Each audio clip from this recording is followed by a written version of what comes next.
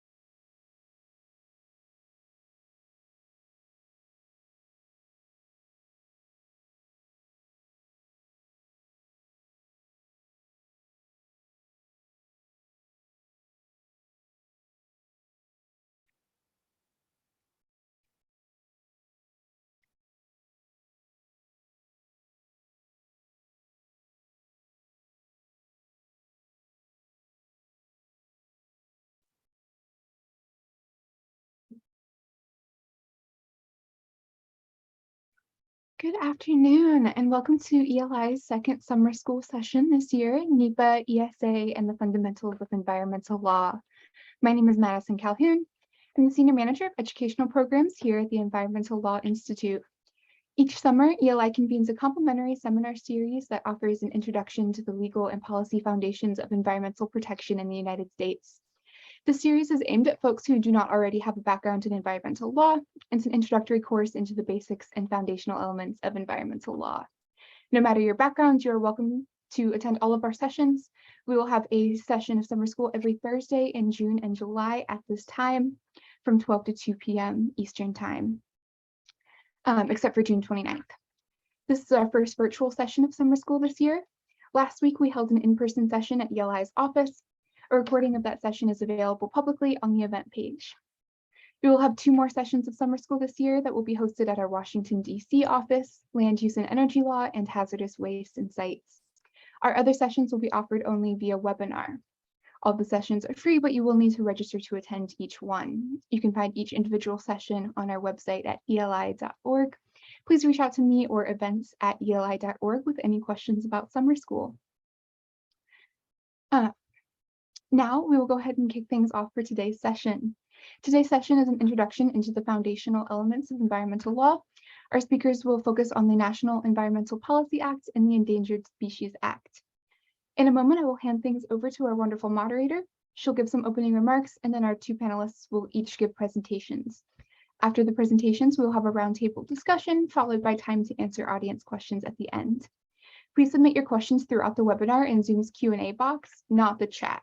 You are welcome to use the chat to engage with one another and to post observations throughout the webinar, but please post your questions in the Q&A box.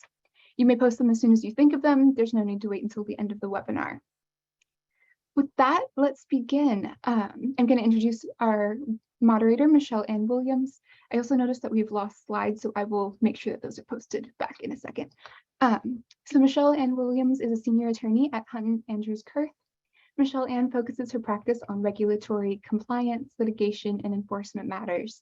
She advises clients, including state agencies, electric utilities, and other energy companies on environmental permitting and siting matters, regulatory compliance, and litigation under the National Environmental Policy Act, the Endangered Species Act, the Clean Water Act, and other federal environmental statutes and regulations. Prior to joining the firm, Michelle Ann served as a trial attorney in the Environment and Natural Resources Division in the U.S. Department of Justice for approximately 7 years, defending federal agency decisions in the oil and gas context and providing regulatory compliance guidance to federal agencies. Michelle Ann previously clerked at the EPA's Office of Enforcement and Compliance Assurance. in the Waste and Chemical Enforcement Division, where she provided guidance on matters involving the Resource Conservation and Recovery Act. So thank you so much for being here, Michelle Ann, and our other two speakers. We're so grateful for your time, and I'm going to go ahead and hand things over to Michelle Ann. Thank you all so much. Thank you, Madison. Hello, everyone. Welcome to the NEPA ESA panel for the ELI Summer School Series. I am Michelle Ann Williams, today's moderator. So as Madison said, we have two panelists today who will be giving a primer on NEPA and the ESA.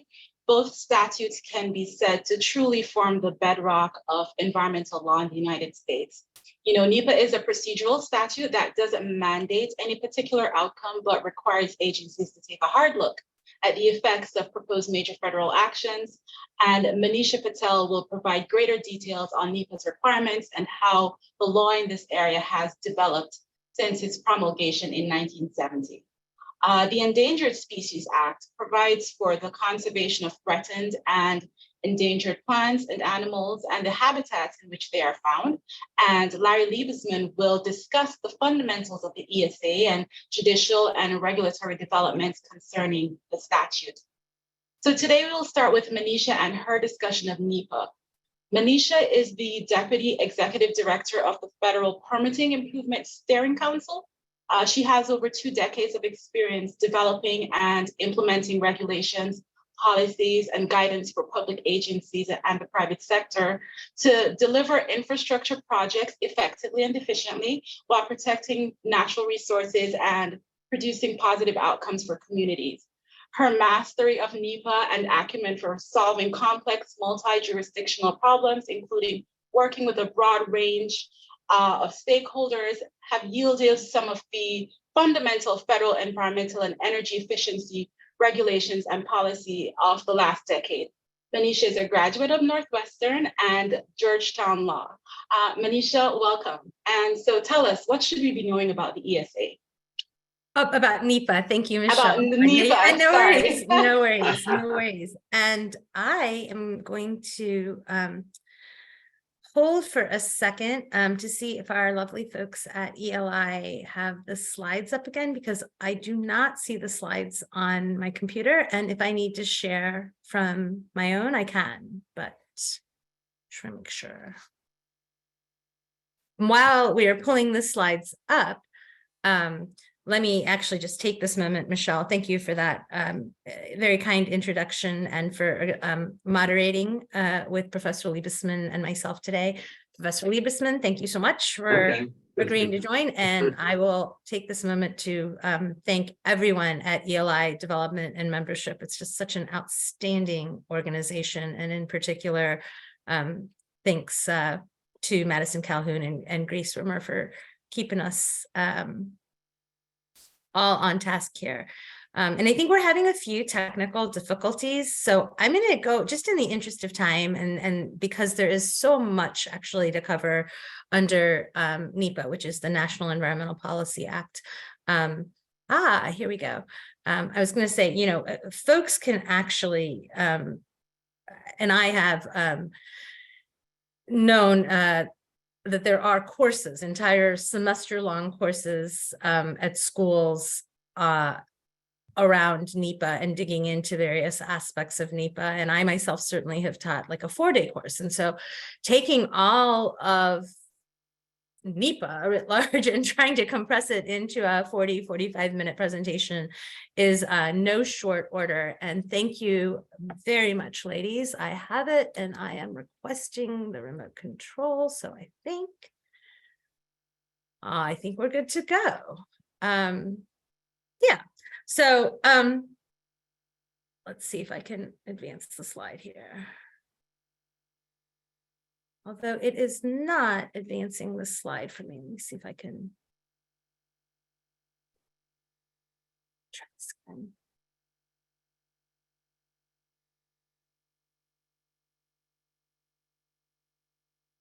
You know, one of the nice things about in the post-pandemic era and everyone having gone to doing virtual presentations and getting comfortable with them is I think everyone appreciates sometimes that these technical difficulties happen.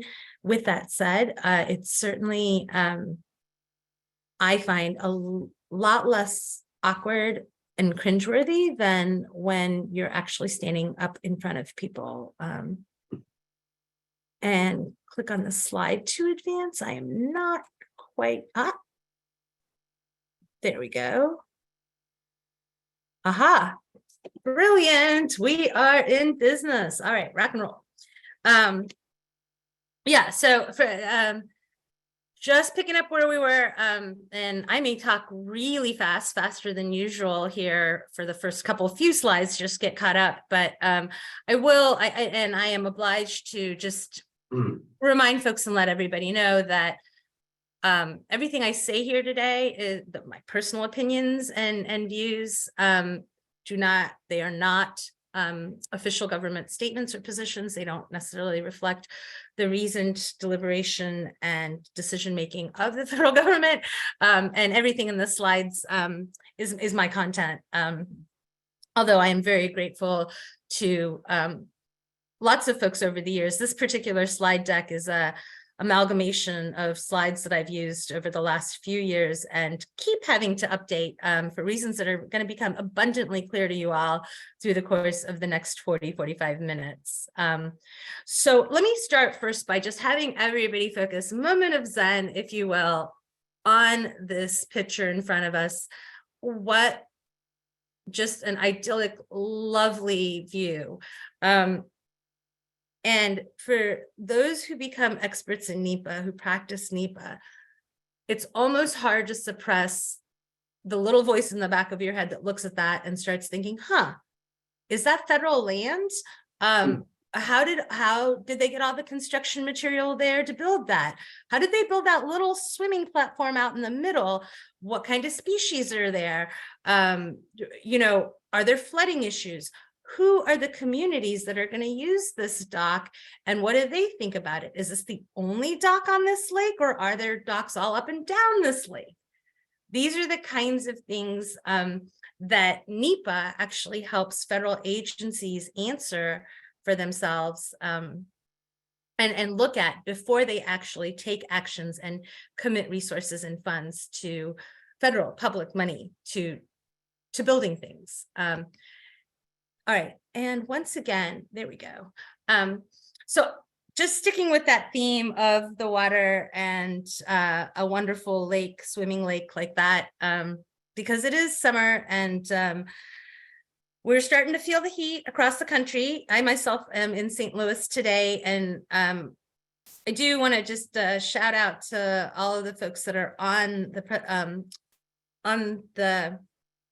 program with us today along the eastern seaboard, the northeastern seaboard there, with all of the smoke coming down from the Canadian wildfires. Please be safe. Make sure that you are wearing the appropriate protection and masking and limiting the amount of time that you are outside. That is just insane. I've seen some of the pictures and I'm getting reports and texts from my friends that are up there. So yeah, I hear you, Brooklyn, hang in there. New Jersey, Pennsylvania, everyone.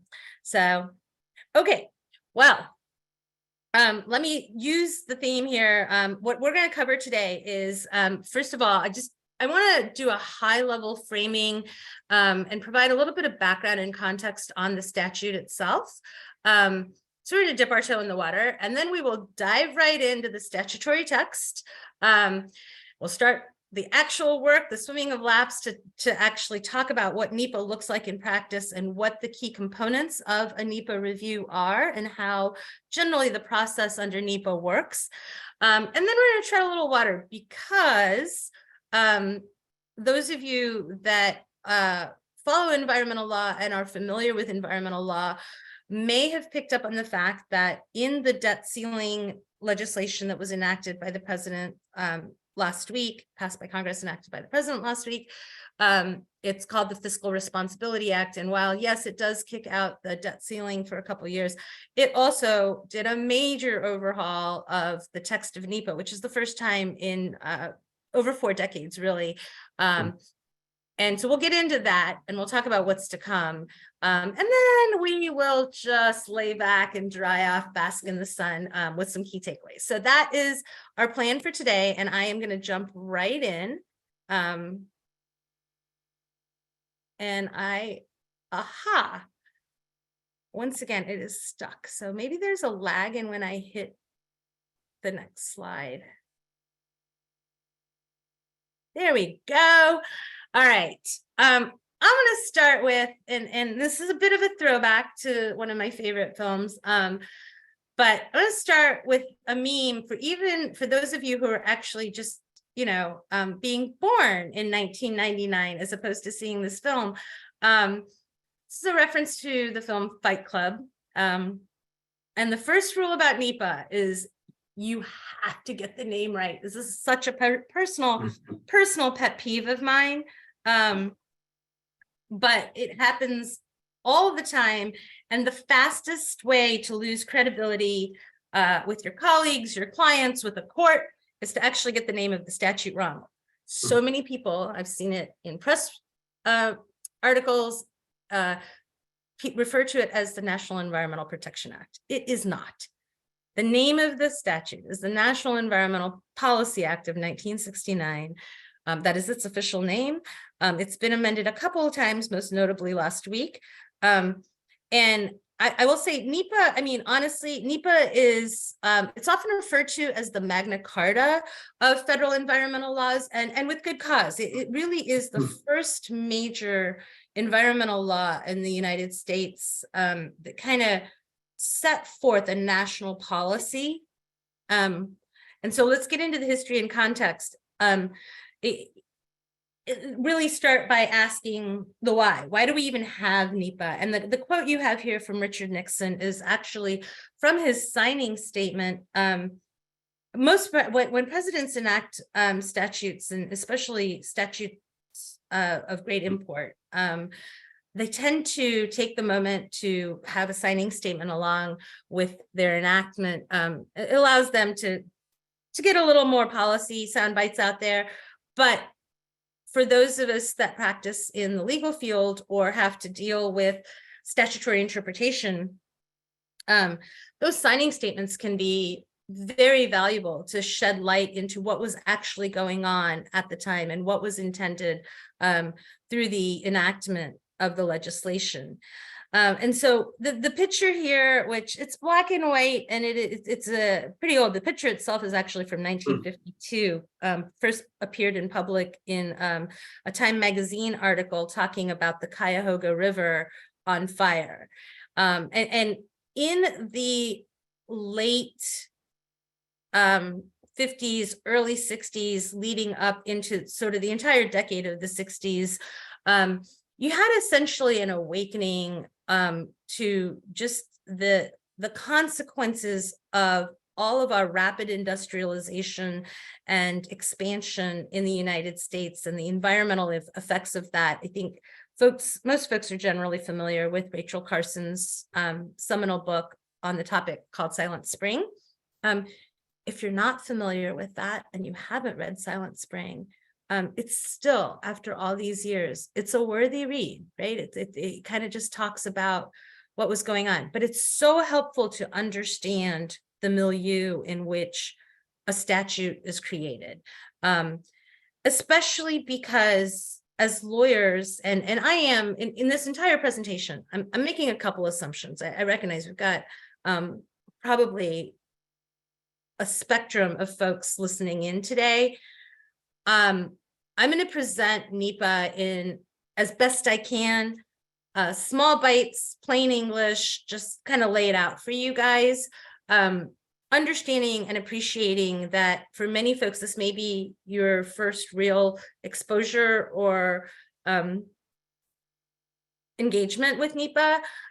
For others, you probably are aware of NEPA, know NEPA, are somewhat familiar with it. And there may be some of you that, for whom, I'll get emails after saying, yeah, you forgot about this little da-da-da-da-da. And again, I can't cover all of the sort of esoteric rabbit holes that one can go down with NEPA, but I'm going to do my level best to try to cover it all. And the reason I'm setting the context here is because the prototypical case, really the case that kind of put the fire under Congress to get something enacted had to do with the supersonic jet. I don't know if you guys are familiar with Concorde or supersonic jet. the Department of Transportation moved forward with regulations allowing for that, and communities around airports, where the jets were flying in and out of, were just, they kept talking about the sonic boom and all of that, and it really had the jet itself had a, pardon the pun here, a repercussive effect. At the time, the Department of Transportation it wasn't like it is today. Not every agency had cadres of environmental specialists on staff. And in many ways, just that one point, thinking about the fact that everybody these days, whether it's a federal agency, private company, communities, everybody thinks about the environment. We have indeed, in many ways, fulfilled the promise of NEPA, if nothing else, insofar as that our baseline on environmental considerations in federal decision-making has shifted in the right direction to the benefit of all. So this is why we have NEPA, and you're going to hear me repeat this throughout the presentation today, but the reality here is that if I had to sum up in one sentence, what is the purpose of NEPA? Why do we even have NEPA? It is simply this, right? NEPA ensures that agencies consider the significant environmental consequences of their proposed actions and inform the public about their decision-making and why they took the choice, why they made the choice they did. That's what NEPA is all about, right? It is about considering the environmental, social, and economic consequences and informing the public on the decision-making. All right, so in context, just to kind of run through what was happening sort of mid-20th century, you get NEPA in 1970. It's on the heels of the Federal Water Pollution Control Act, the Clean Water Act as we know it today, the Air Pollution Control Act, which is the earliest precursor of the Clean Air Act. You had National Historic Preservation Act. Then the Clean Water Act as we know it today was passed. And then Professor Liebesman is going to talk to us all about the Endangered Species Act. But just as you look at sort of the trajectory and the arc of where we were headed as a country and in our lawmaking, and to the extent that the nation's laws reflect our core values on things, we certainly see that evolution through the latter half of the 20th century coming into the 21st. So when Congress enacted NEPA, they were very clear. And in fact, in some ways, this is also a thing that was unique. This kind of laudatory but direct and clear statement of policy, enacting it, making it the law of the land to say we are declaring a national policy to encourage the productive and enjoyable harmony between man and their environment. It really is, I think, a testament to why NEPA is referred to as the Magna Carta of environmental laws. I like to call it the Mac Daddy statute of them all, but that's just me. And this is, in fact, from the statute. I have included statutory citations in the presentation if you're jotting them down, and I think the slides will be shared with you afterwards. The presentation itself is short on regulatory sites because we're going into a period of flux on what the actual citations will be on the regulations. So I didn't want to put something out there that I know is pretty eminently going to get changed here. The other thing that NEPA did, right, it set forth this national policy. It contains an action forcing mechanism that we are going to talk about here in a minute, but it also established a Council on Environmental Quality, an agency dedicated to these issues. So again, put yourself back, in 1970, the EPA doesn't exist yet. It will come following in this, very much on the heels of this in the same year. But the lay of the land that we have now in environmental law did not exist when NEPA was first enacted. And I think that is really important to understand the history and the context of why NEPA is so often pointed to as the seminal environmental law. And in fact, when you start thinking of it that way, you realize very quickly, no wonder people get so exercised and so charged and energetic about either their defense of or their desire to reform or get rid of NEPA. It can be polarizing just because it is so fundamental. So let's dive right into the statutory text. One thing, the NEPA nerds, NEPA ninjas out there all know it, but this is something that is kind of lost, I think, sometimes. NEPA is actually a suite of statutes that were enacted. It came with some sister statutes. And the second one listed here, the Environmental Quality Improvement Act of 1970, it's actually, that is the statutory text that sets up the office or the agency at CEQ, basically the office that supports the council. And for those of you that start working in this area and really dig deep into NEPA and make it a part of your practice area, you'll quickly come to learn that currently we have a chair, the chair of the Council of CEQ, a woman named Brenda Mallory, who's just phenomenal. Currently, it was actually created as a council of 3. And among these amendments you see here, one of the amendments was to then make that just a single person. But originally the way Congress had created it, it was a council. And they were supported by staff. And the Clean Air Act Section 309 citation you see there, that was then added at the end of the year as a backstop, because and Senator Muskie at the time was the one that kind of drove that. And the reason being, as I said, it became very clear very quickly to Congress that, yeah, they'd created this overarching comprehensive statute to force federal agencies to the maximum extent practical, we're gonna get to that in a second, to look at the environmental, social, and economic impacts of their decisions prior to taking those decisions.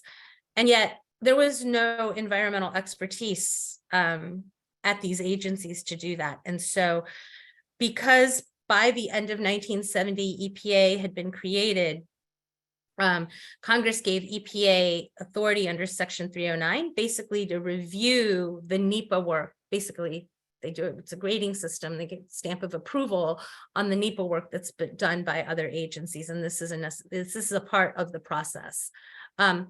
All right, let's talk about the asterisk here, because it is the elephant in the room right now. Last week on June 3rd, with the Fiscal Responsibility Act that got passed, Title III of that statute, was commonly known as the Builder Act, got enacted as part of the FRA, and it has made some overhaul changes. I'm going to talk about those after I present kind of the key statutory provisions of NEPA here. And let me do that after I just once again touch on CEQ. Yeah, so CEQ is the agency established by statute within the executive office of the president. And really their job is to oversee NEPA implementation. They review and approve the federal agency NEPA procedures. A role that they also play, it's a more policy-oriented political role, is this last bullet here. They do develop and recommend national policies to the president that promote the overall improvement of environmental quality to meet the nation's goal and to meet the goals of NEPA. They also have the unenviable position of playing referee or arbiter between federal agencies when those agencies don't see eye to eye, and they're also the interface with the public and the federal government when it comes to NEPA. So what does NEPA actually require? Again, Section 101 starts with this declaration of national environmental policy, and again, I will say to you, I love NEPA just because I think it's an awesome statute and it's the way I want the world to be. There are lots of people who love NEPA because it means job security out the wazoo for attorneys. And the reason I say that is every one of these words matter. And rest assured, every one of these phrases has been litigated. I think the key takeaway for us here today, and for the sort of general level at which we're going to be talking about NEPA, is to understand that first and foremost, NEPA is probably one of the most pithy, succinct statutes you'll ever deal with, ever. It literally is like, I think, 6 short, elegant pages of legislative text. But what those 6 pages do, and what's captured here in the excerpt that I have from section 101, is it really puts on agencies, it makes it the continuing responsibility of the federal government to use all practicable means, right, to make sure that they are being a trustee for the environment for generations to come. It's about assuring that Americans have safe, healthful, productive, aesthetically and culturally pleasing surroundings. The purpose here, what Congress really was trying to do was lay down the law, literally, lay down the law to basically achieve a balance between the fact that we are a modern, industrialized country. We need to have the things we have. We have to have the infrastructure we have. I'll be the last one to give up my creature comforts. And yet it comes at a cost, right? And so this whole notion of how do we create and maintain conditions under which we as humans can exist in productive harmony with nature, it's embedded into the statute, it's embedded into the law, and that's what makes it so great. And again, like I said, you rest assured, all of this has been litigated so much. And indeed, that's part of the criticism that you hear about NEPA, is that it's a tool that gets wielded by those who just don't want to see something built as a way of trying to stop development. And I would be naive to say that isn't sometimes how it is used, but really it's not the purpose of it. It's not why NEPA exists. Here, this section 2, the procedural requirements, these are the action forcing mechanisms of NEPA. And this is what NEPA is all about. All of the text that you see in red is new stuff from last week. And so again, I think you can anticipate like major federal action. You think about statutory construction, the art and craft of what it means to be an attorney. What does major federal action really mean? Like, what, technically speaking, a practical basis, what are the projects that are going to get covered? I am so sorry, Sean. I had not thought about that, and I apologize entirely. Okay, Sean asks a great question. What is in red? My sincere apologies. In the first line, the phrase major federal action is a new phrase that was just added last week by Congress to the statute. And in the sub-bullets Romanet 1 through 5, the word reasonably foreseeable at the beginning of 1 and 2, the phrase a reasonable range of alternatives at the beginning of 3, and then that last clause in number 3 that are technically and economically feasible and meet the purpose and need of a proposal. And then in number 5, Congress added the word federal. And I'll dig into this in a few slides to sort of chat about what exactly do these changes mean. But let me keep rolling here, just cognizant of time and not wanting to cut into Professor Liebesman's time to share with you guys about the ESA.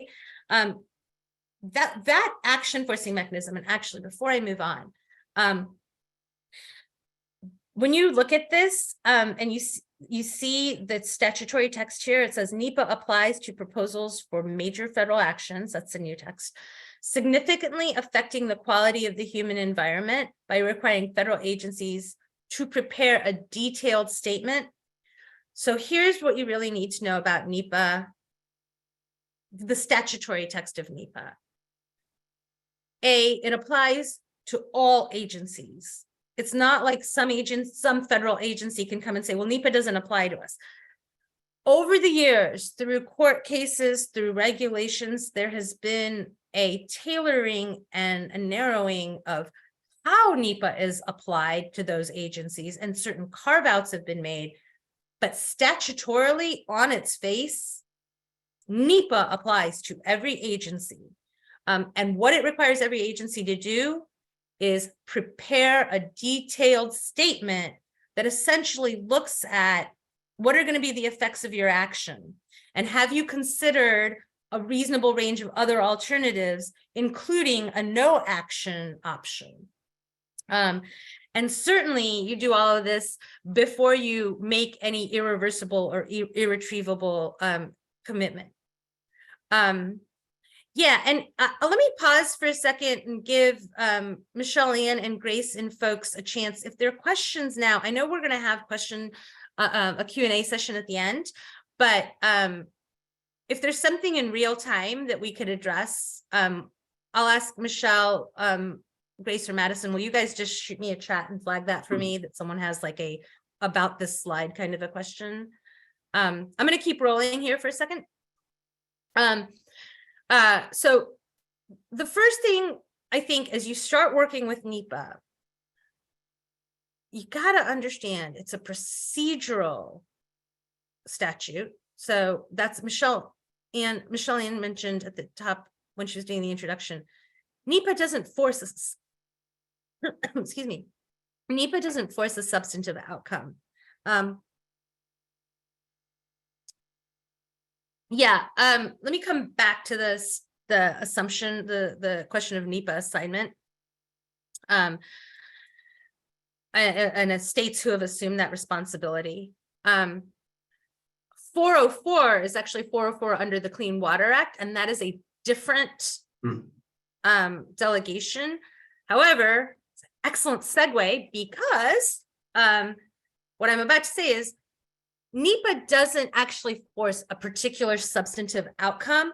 However, NEPA does require that all of these other statutes that you see listed here on this slide, I realize that the font is teeny tiny, but suffice to say, it's all the other environmental statutes.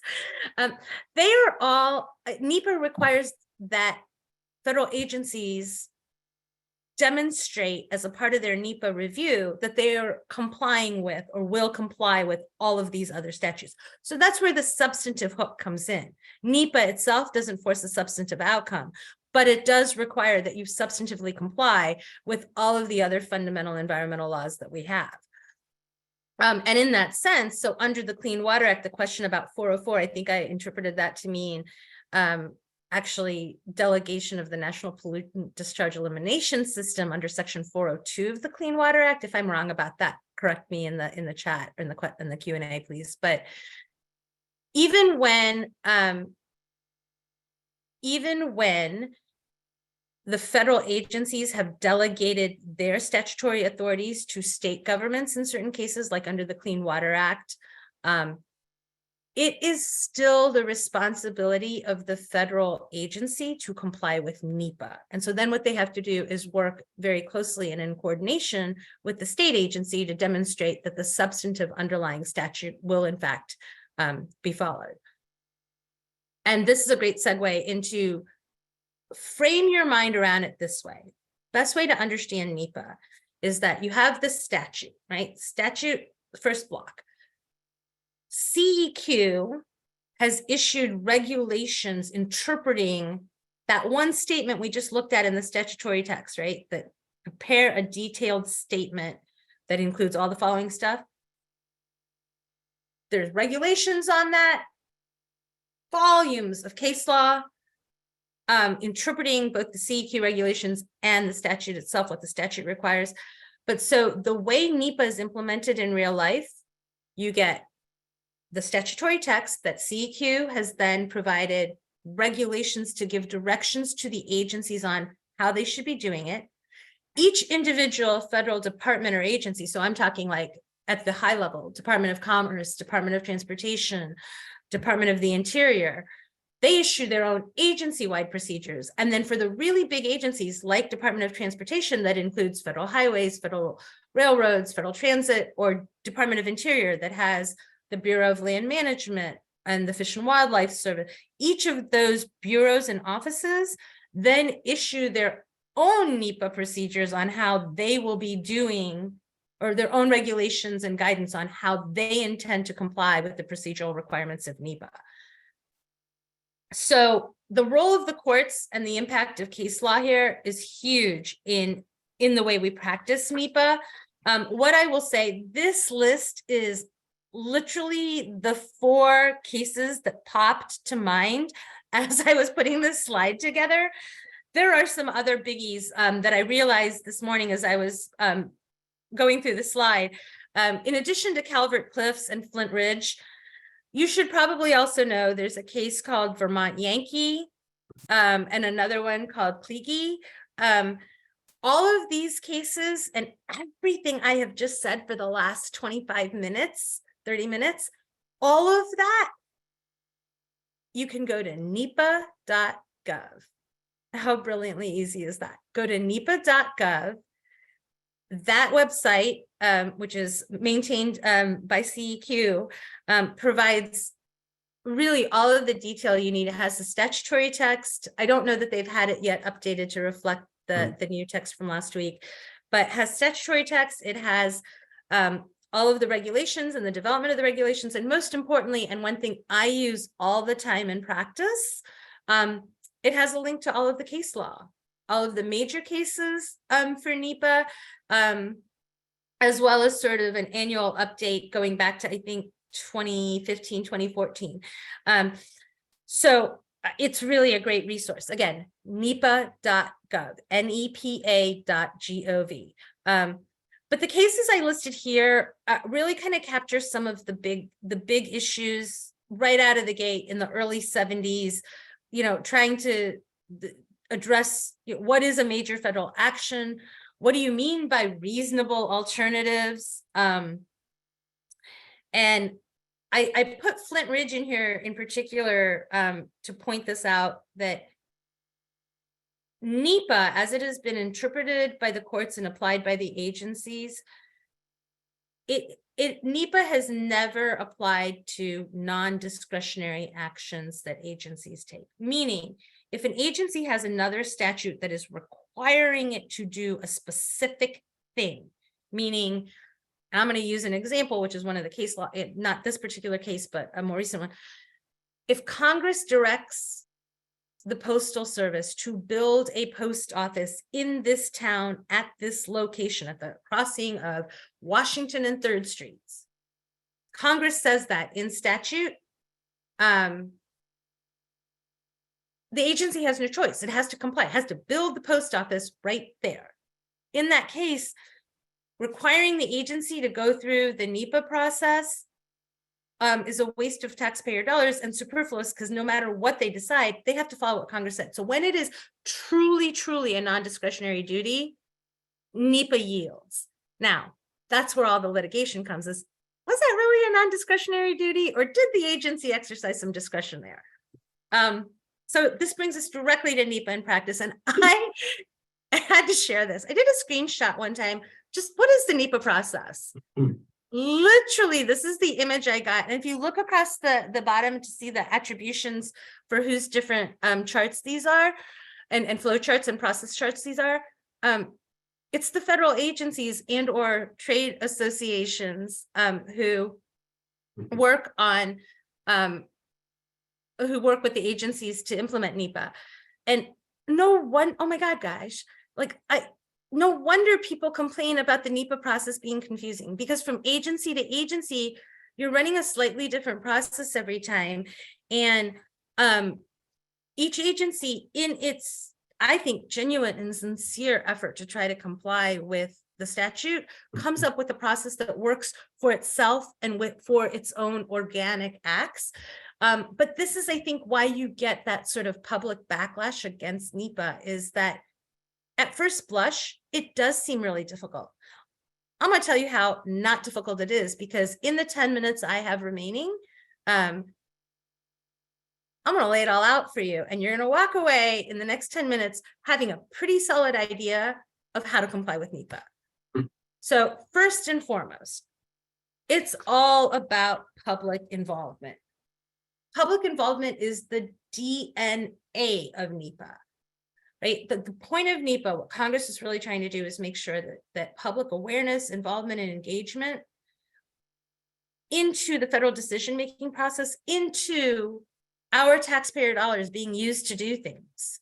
The public ought to know, what's an agency up to? What are they doing? What decisions are they? Have they weighed? Have they considered alternatives? Have they thought about what the environmental impacts of this decision are going to be? That's what it's about. NEPA is, in fact, a vital tool for communities, especially for those who are underrepresented or under-resourced. It provides a statutorily required, regulatorily defined process to engage with the federal government. And for that reason, even with the ebbs and flows and the changes to the regulations, environmental justice concerns are going to remain an integral part of the NEPA process. So who are the players in the NEPA process? You have the lead agency. That is the agency who's proposing to take an action. They are the ones who are going to direct the process. They're going to be the ones responsible for preparing all of the documentation, for running the schedule and the timing. They reach out first and foremost to a cooperating agency, which is defined by regulation as an agency that has jurisdiction or expertise on the environmental impacts that are likely to occur.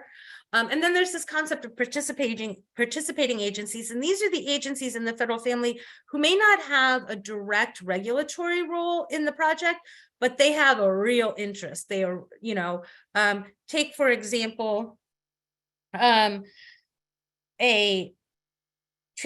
power line that's being sited right next to a national park.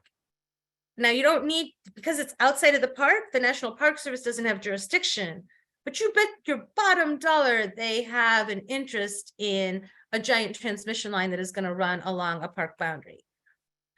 Oops, whoa. All right, so what level of review is required? Basically, it breaks down into 3 buckets. Again, remember, the statutory text calls for a detailed statement for any action that significantly affects the environment. Well, how do you know before you've done it whether there's actually a significant effect on the environment? That's where you use an environmental assessment. Environmental assessments, really, they're kind of considered like the middle tier, like a EIS light, if you will. However, those are really for actions where the agency hasn't yet or can't clearly establish what the significance of the environmental impacts will be.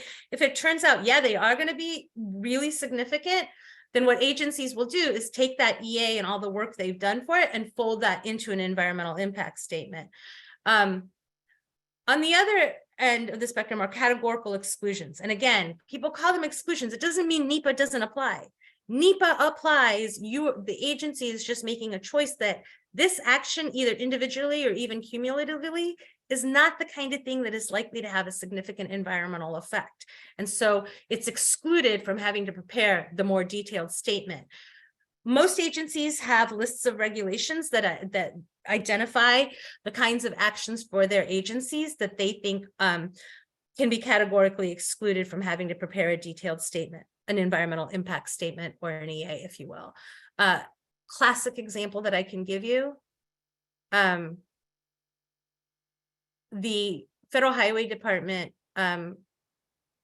has regulations, rules that require stop signs to be changed. Now, state departments of transportation are the one that usually do that using federal dollars. And that's the hook, right? A decision was made to spend federal money. Therefore, NEPA is required. So if a stop sign falls down and someone goes out to put in a new one or put that back up, it's already in a cleared right of way, it's just a stop sign. It's not going to have a huge environmental effect. That kind of routine maintenance is something that the Department of Transportation, Federal Highways Administration has categorically excluded from having to require a detailed environmental impact statement. We're about to transition into kind of the changes and all the new stuff happening and where all the swirl is. And before I do that, I think I want you guys to focus on this slide. I think this slide really takes care of what you need to do, what you need to know about when you're doing a NEPA analysis. And so I want you guys to just take a minute, right, and think about it, NEPA, in this way. If you have a federal agency that has to either issue a permit or a rule or a regulation or take any kind of action, or if there are, and I'll come back to the triggers that make things significant in just a second, or you are going to be using federal money. If there's a federal hook, you're going to have to do NEPA. And so in order to do NEPA, the first thing you need to do is identify what is the purpose and need of your project. Why are you doing this project? What is it for? That is then going to help you identify the alternatives. What are your options? And remember, there's case law over the years that has evolved, and most agencies now have codified it into their regulations that you have to consider, and as has CEQ guidance saying, you have to consider the no action alternative, right? That doing nothing is an alternative. But once you know why you're going to do something, the purpose and need of what you're doing, then you can look at what are your different alternatives and you analyze those, you compare those. The way you compare those is by looking at what the impacts are. So you have to go through the technical and scientific endeavor to identify the different impacts. Once you've done that, you need to look at, is there a way we can avoid some of these impacts? Are there things we can do to mitigate them or to maybe make the impact not happen at all? Avoidance is a thing. All along in every one of those prior 4 steps, you should have public involvement and agency coordination. Everybody should have a seat at the table and should be talking about and weighing in on the top 4 things. And then finally, you got to make sure you document it. And in fact, that is what this process is. The EIS process in a nutshell starts with, and this is based on the regulations, it starts with the notice of intent just filed in the Federal Register. And that's what officially kicks off NEPA. And you know what? I think what I'm going to do is run through the rest of these slides here and come back to the questions. I see a lot of questions popping up, Michelle Ann, in the question box, but let me run through these slides. I'll pause before I get to the next part and come back and pick up some of those questions. Again, you start with the agency basically tells the world, hey, we're about to go do this thing. We're fitting to make a choice over here, right? And in that Federal Register notice, they're going to explain as much as they can, as much as they know about the thing. Then they go into what's called scoping and purpose and need. And this is really an early and open process to determine what the scope of the issues are, to identify the significant issues. And so that kind of answers the question a little bit on how you determine something is significant. The case law on that, there's a lot of case law as to whether an impact was significant enough to require an environmental impact statement, or whether an environmental assessment, an EA or a CE, were sufficient. That question of when is something significant enough is really a factually driven endeavor, case by case, project by project endeavor. And that is where you will see most of the NEPA litigation that occurs is around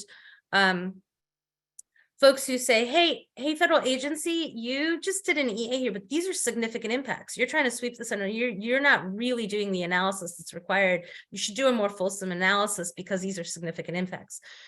And then it really is up to the agency to have properly created an administrative record and properly documented things to say, nope, here's why these aren't. So a lot of that will happen during the scoping and purpose and need of the NEPA process. And keep in mind, in administrative law, generally, there's this concept that you can't bring a lawsuit until the agency has made its decision. And in this case, that final decision is something that's called a record of decision, or the final environmental impact statement. That's the last step here.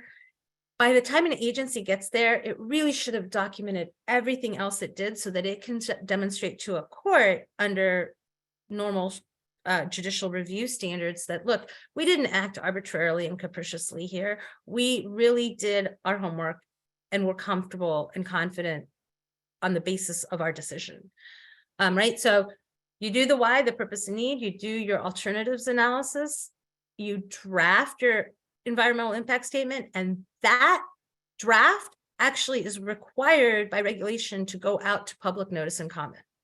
Agencies must take public notice and comment on their EISs. So the EIS is the one that has the most rigorous sort of public engagement process, that it requires Federal Register notice, requires public notice and comment. But really NEPA, even if you're doing an EA or a CE, involving the public is a really good idea. All right. This is just for the NEPA nerds, just an idea of how many EISs. EISs become the touchstone and the sort of lightning rod of litigation and congressional action and reform. But, you know, there are really across the federal government over 60 different permitting review processes under all those different statutes I showed you, at least 15 agencies who have a dog in the fight usually. Sorry, that is a terrible phrase, and I'm trying not to use that colloquialism anymore. There are at least 15 agencies who have real equities and real interests in the outcome of a federal decision. And CEQ did an assessment and an analysis, and on average EISs take about 4.5 years, but there's a lot of variation. But here's the real thing. How many EISs do you think, on like just percentage wise, out of the NEPA reviews that are done in a year? I think people will be surprised. It's really like less than 1% that rise to the level of environmental impact statements. Most of the work, the bulk of NEPA compliance, is done through categorical exclusions and without litigation. And so, you know, when you hear all about NEPA reform, and it's going to be in the news a lot, keep in mind that agencies are complying with NEPA every day, and they're doing it right, and they're doing it well, and they are in fact looking at and considering and weighing the potential environmental impacts. It's just that we have processes set up, and categorical exclusions have identified kind of how to do that quickly, as have EAs. Documentation, documentation, documentation. Look, if it isn't written down, it didn't happen. And so documenting the NEPA process really provides for that complete disclosure to the public, which I pointed out is the DNA of NEPA. It also allows others involved in the process to provide input, other agencies, other components of state governments, et cetera. And what we just talked about, the class of action, that is that the class of action will determine really the level of documentation. It is the EISs that are going to be the sort of 1,000-page documents that proverbially overturn every rock and look under every leaf. All right. So before I forecast the future here, I'm going to take a moment and open up the Q&A because I saw so many questions come in. All right, so Cheryl Rubel, what about federal funds administered by state agencies? And under the new statutory text, that is something that CEQ and the federal family will be figuring out. Up until now, if there was a federal dollar that was supporting a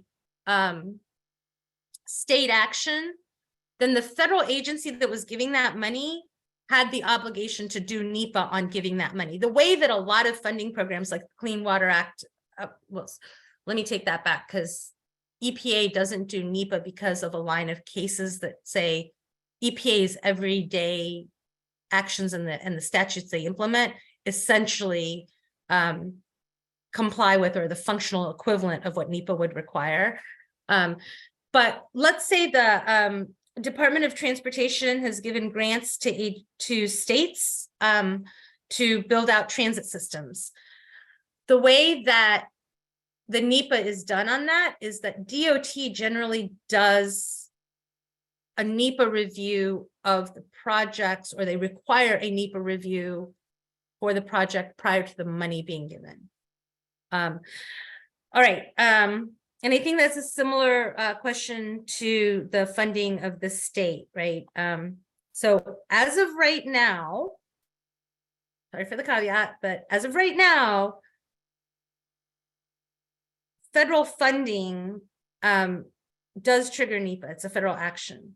I think that that is precisely what the new statutory text was meant to narrow the scope of a little bit.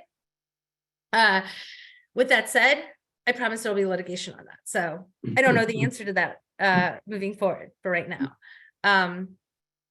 And I really can't, Jennifer White, I'm going to take the bait on your last question. How could we expect courts to understand those words? That is what courts are, for better, for worse, that is what courts do. Now, you can disagree with how courts understand words, but that is 100% what their job is. And that's why words like reasonable or reasonably, when written into statutes, are such fertile ground for agency discretion and therefore opposition or litigation. And go ahead, Michelle.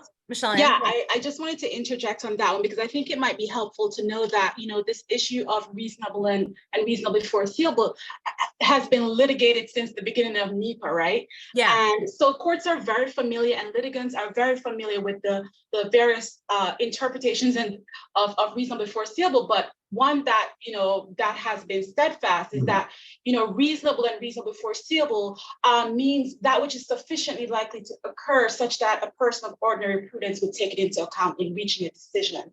So for the person who had asked that question, I think, you know, as Manisha said, that it's helpful to know that that particular issue, that those particular terms are often litigated, and courts have stated what those terms mean. So it's quite familiar. Yep, absolutely. And then I think, Liz, your point here about NEPA and the EPA, I think a spot on, right? So this is what happens that in real life and NEPA in practice. Liz's comment from 1244, I think it captures this notion that in the first place, so much of what EPA does, because of its environmental mission as an agency, courts have looked at that and said, look, just by EPA running through the analyses and meeting the underlying substantive statutory requirements of, in this case, the Clean Water Act for the state revolving fund, that is kind of the functional equivalent of what NEPA would require. And so what EPA then does is has regulations that sort of say, this is how you're going to do it to essentially, as Liz points out here, create a NEPA light. And then Congress oftentimes will provide its sort of imprimatur and concurrence on that by enacting legislation to codify that. So yeah, that is great. And Candace, I think we kind of touched on the significance thing, but that's a really sort of bigger question that we can come back to, because that will also play into Professor Liebesman's presentation. Yeah, and Cheryl, I think that it's a mixed bag. Some agencies are very good at using the EA to actually decide whether they need to do an environmental impact statement or not.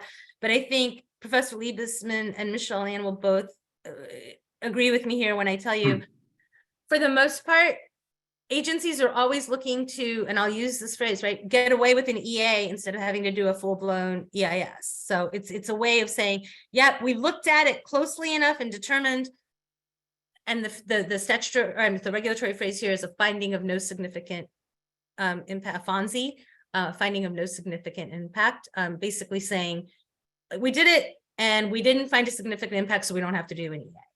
And to add to that, Manisha, given litigating a lot of these NEPA cases while at DOJ, agencies, a lot of them, sometimes they just cop to doing an EIS, especially if they've been courts with respect to a particular project for a long time. Some will just be like, listen, let's just do the EIS and so we can move on. So sometimes it's really a decision that the agency comes to based on what's going on the ground, to kind of stave off litigation risk. That's another example of what factors into an agency's decision to do an EIS versus an EA.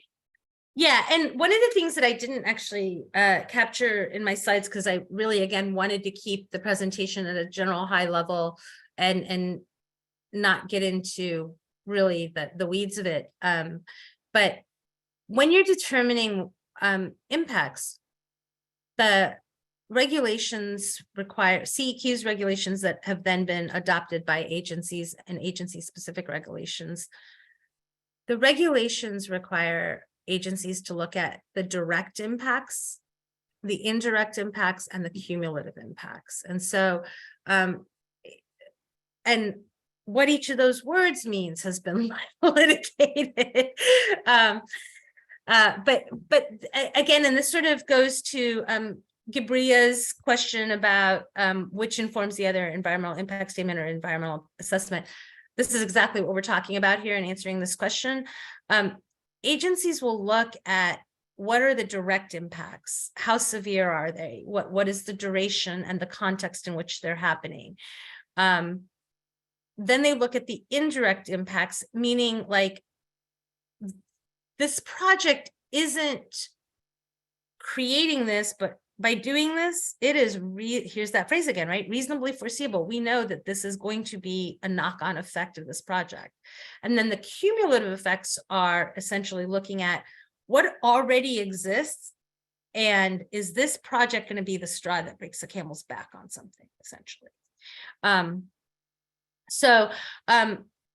The question about NEPA exemptions for emergency actions, again, NEPA applies, but CEQ has in its regulations emergency procedures, and they have guidance. Other agencies have picked up that concept. FEMA has that. Under the Stafford Act, which is a totally separate statute, several years ago, the agencies, amendments to the Stafford Act require the agencies to come together in what's called a unified review, and they all get together right after declaration of a national emergency or an emergency and decide what needs to happen right now. And then there's a way to sort of come back and do the NEPA on those. So yes, there are NEPA procedures that address emergency situations. And again, if you go to nepa.gov, all this is laid out there in chapter and verse. And yes, in fact, Bethany, that is what keeps me busy every day, is trying to help federal agencies find ways to really just get at what really matters, what's relevant, and really provide NEPA reviews that do the thing that they're intended to do, which is to provide the public and agency decision makers with the information they need to make sound judgments in light of the environmental impacts. And page limits have actually been in place for years. So this is a great segue. I think I'm just scrolling through the rest of these questions and maybe we can come back to these. But the page limit thing allows me to get to this portion of the presentation. I'm going to take a quick shake it out for a minute. I just have to ask, what do all these things have in common? Anybody want to throw that into the chat or like? Yeah, anybody who said these are all the ingredients for the witch's brew in Macbeth, right? That's right. This is straight from the witches in Macbeth casting their spell in Act 4, Scene 1. For those of you that aren't Shakespeare aficionados, this is where we get the phrase double, double, toil and trouble. fire burn and cauldron bubble. And the reason I started this portion of the presentation with this reference, yes, Carol, I'm getting to that. As soon as I can get my slide to advance. Oh dear. We try this again. Well, guys, bear with me because literally can't get the slide to advance. There we go. Carol, thank you for the segue. As you all will recall, so the reason I did this is I started actually the reference to Macbeth and the double toil and trouble. Macbeth runs into the witches and they forecast he's going to be the king of Denmark someday, and then the play evolves and there's just all kinds of brouhaha. So a little bit about how I feel about what's going on right now. I started actually, the Shakespeare thing came to mind because what I started with was the much ado about nothing. And the reason I say that, and here are the key changes in the new law that was passed last week. You know, as I said, it adds new text to the text of NEPA to limit analyses to reasonably foreseeable environmental impacts, says the alternatives that need to be considered must be reasonable. In doing so, it kind of narrows the scope of the analysis that's required, making sure that it's tied to purpose and need and technically feasible. The new statute does add a section 106 that essentially provides the procedures for the level of review, speaking a little bit to this question of, do you have to do an environmental assessment or an environmental impact statement? It also imposes page limits and time limits, and I'm going to come back to that because the page limits and time limits have existed since 1974. They've been there, not in the statute itself, but in the CEQ regulations that have implemented NEPA for the last 50 years. It does require, the new statute very clearly says that when there's more than one agency, a lead agency has to be designated to establish and enforce a schedule to get things done on time. It encourages and identifies the use of programmatic reviews. A biggie, this is a biggie for many agencies, and this is something that I do anticipate will actually speed up the process for some agencies that don't have established regulatory categorical exclusions that they can use for routine run-of-the-mill actions that don't have large environmental impacts or any environmental impacts. And then it changes the fundamental NEPA definitions, including major federal action. And so where I see the fertile room for guidance from CEQ, and CEQ, as I said, has been working on updating its rules that they were first promulgated as guidelines in 71, right after the statute was enacted, and then issued as regulations in 78. And then between 78 and July of 2020, there were only some minor tweaks made to clarify, but amounted to like spelling corrections kind of thing. But in July of 2020, CEQ made really kind of an update to the regulations. And, you know, a very realistic way of looking at that is those regulations were needed. That the original the updates were needed. The original regulations were written in 1978 when people had typewriters and iPhones didn't exist, and the concept of public involvement was totally different than what we deal with now. And so in many ways, yes, the regulations were way in need of an update. What ended up happening is that the administration in 2020 took it far beyond that and changed stuff, including the time and availability of judicial review, in a way that many proponents of NEPA actually felt that it was just a gutting of the statutory requirements. And so when the Biden administration came in, day one, they undertook a comprehensive review of the 2020 rule, proposed an interim rule in 21, and were very much on track to issue phase 2 regulations. And then we got the new statutory changes that I just referred to here. I call it the Builder Act because this statutory text was actually introduced in Congress earlier this year by Representative Graves of Louisiana and as the Builder Act, and it pretty much wholesale got picked up into the FRA. But here's the thing, when we look at these changes to fundamental definitions like major federal action, or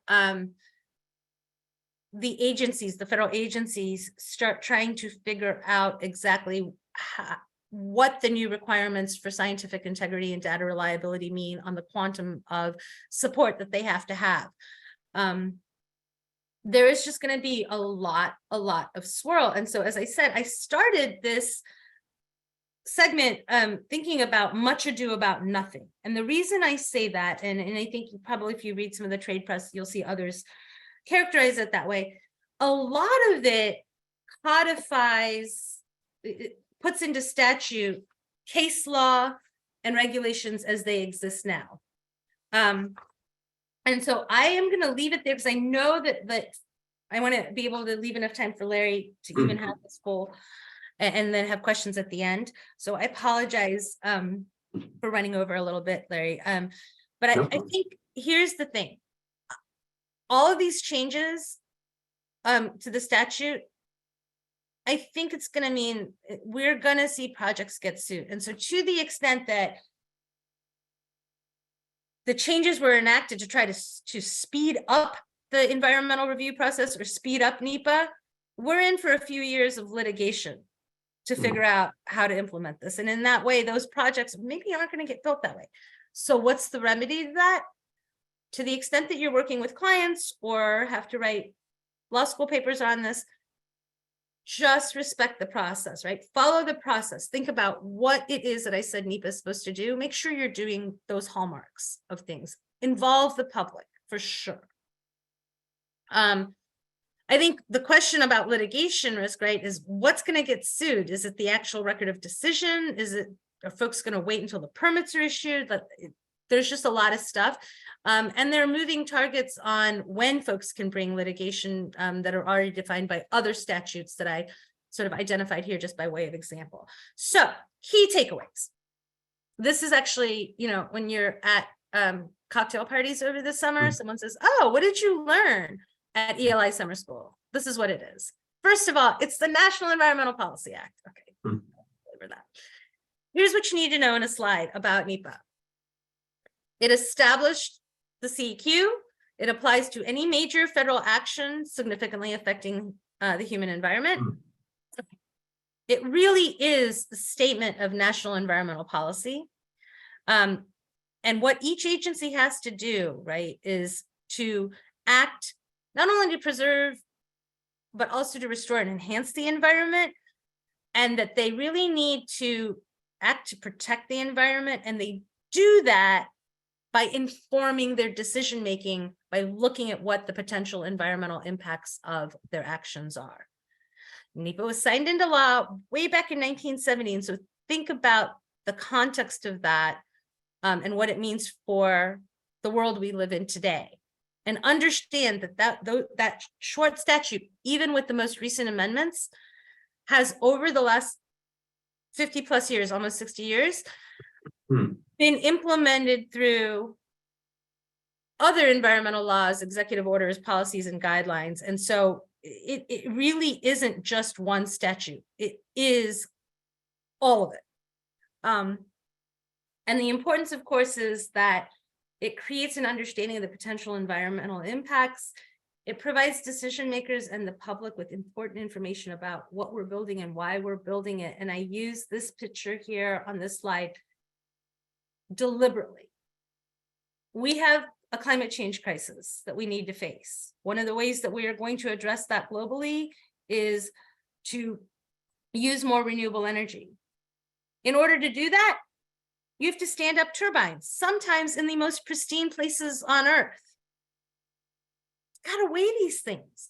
And what NEPA does is provide federal agencies the tool, the mechanism, and the framework to really take that hard look at what are we doing, why are we doing it, is there a way to do it without, to reduce the environmental impacts of what we're doing, and recognizing we still need to do it if we do, because remember, no action is always an option.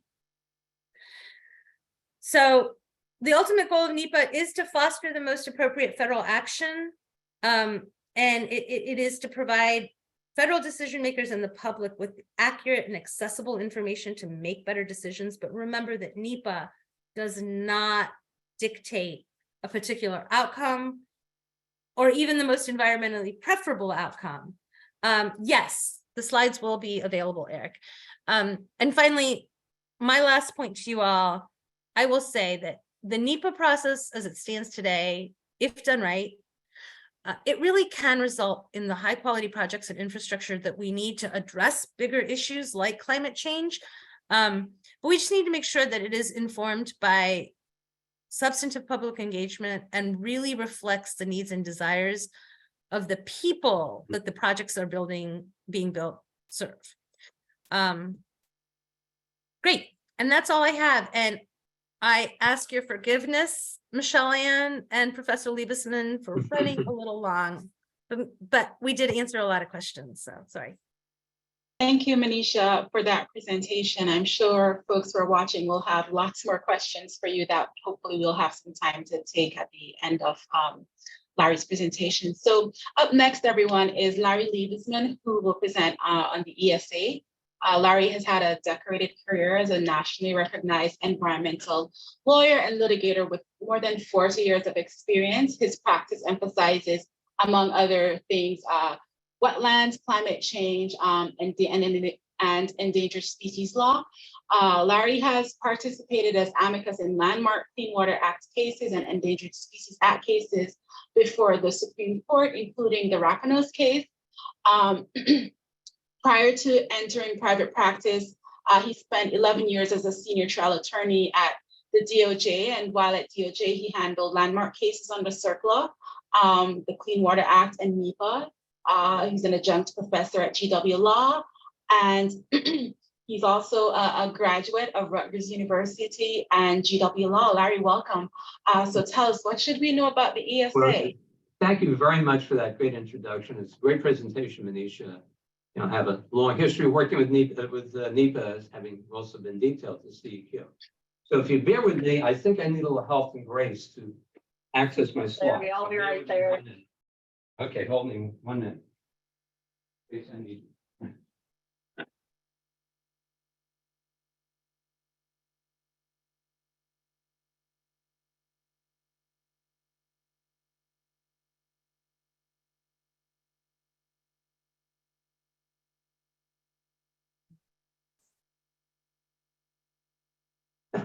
Sorry, technology once again, our great, wonderful thing we're dealing with, that can sometimes be your worst enemy when you definitely need it to work smoothly.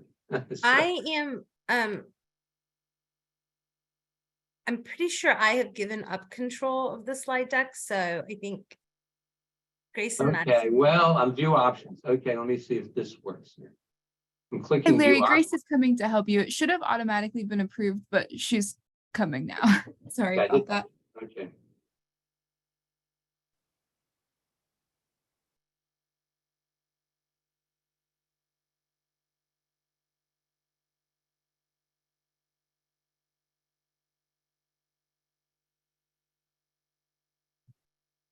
There we go. Okay, I think we're all set.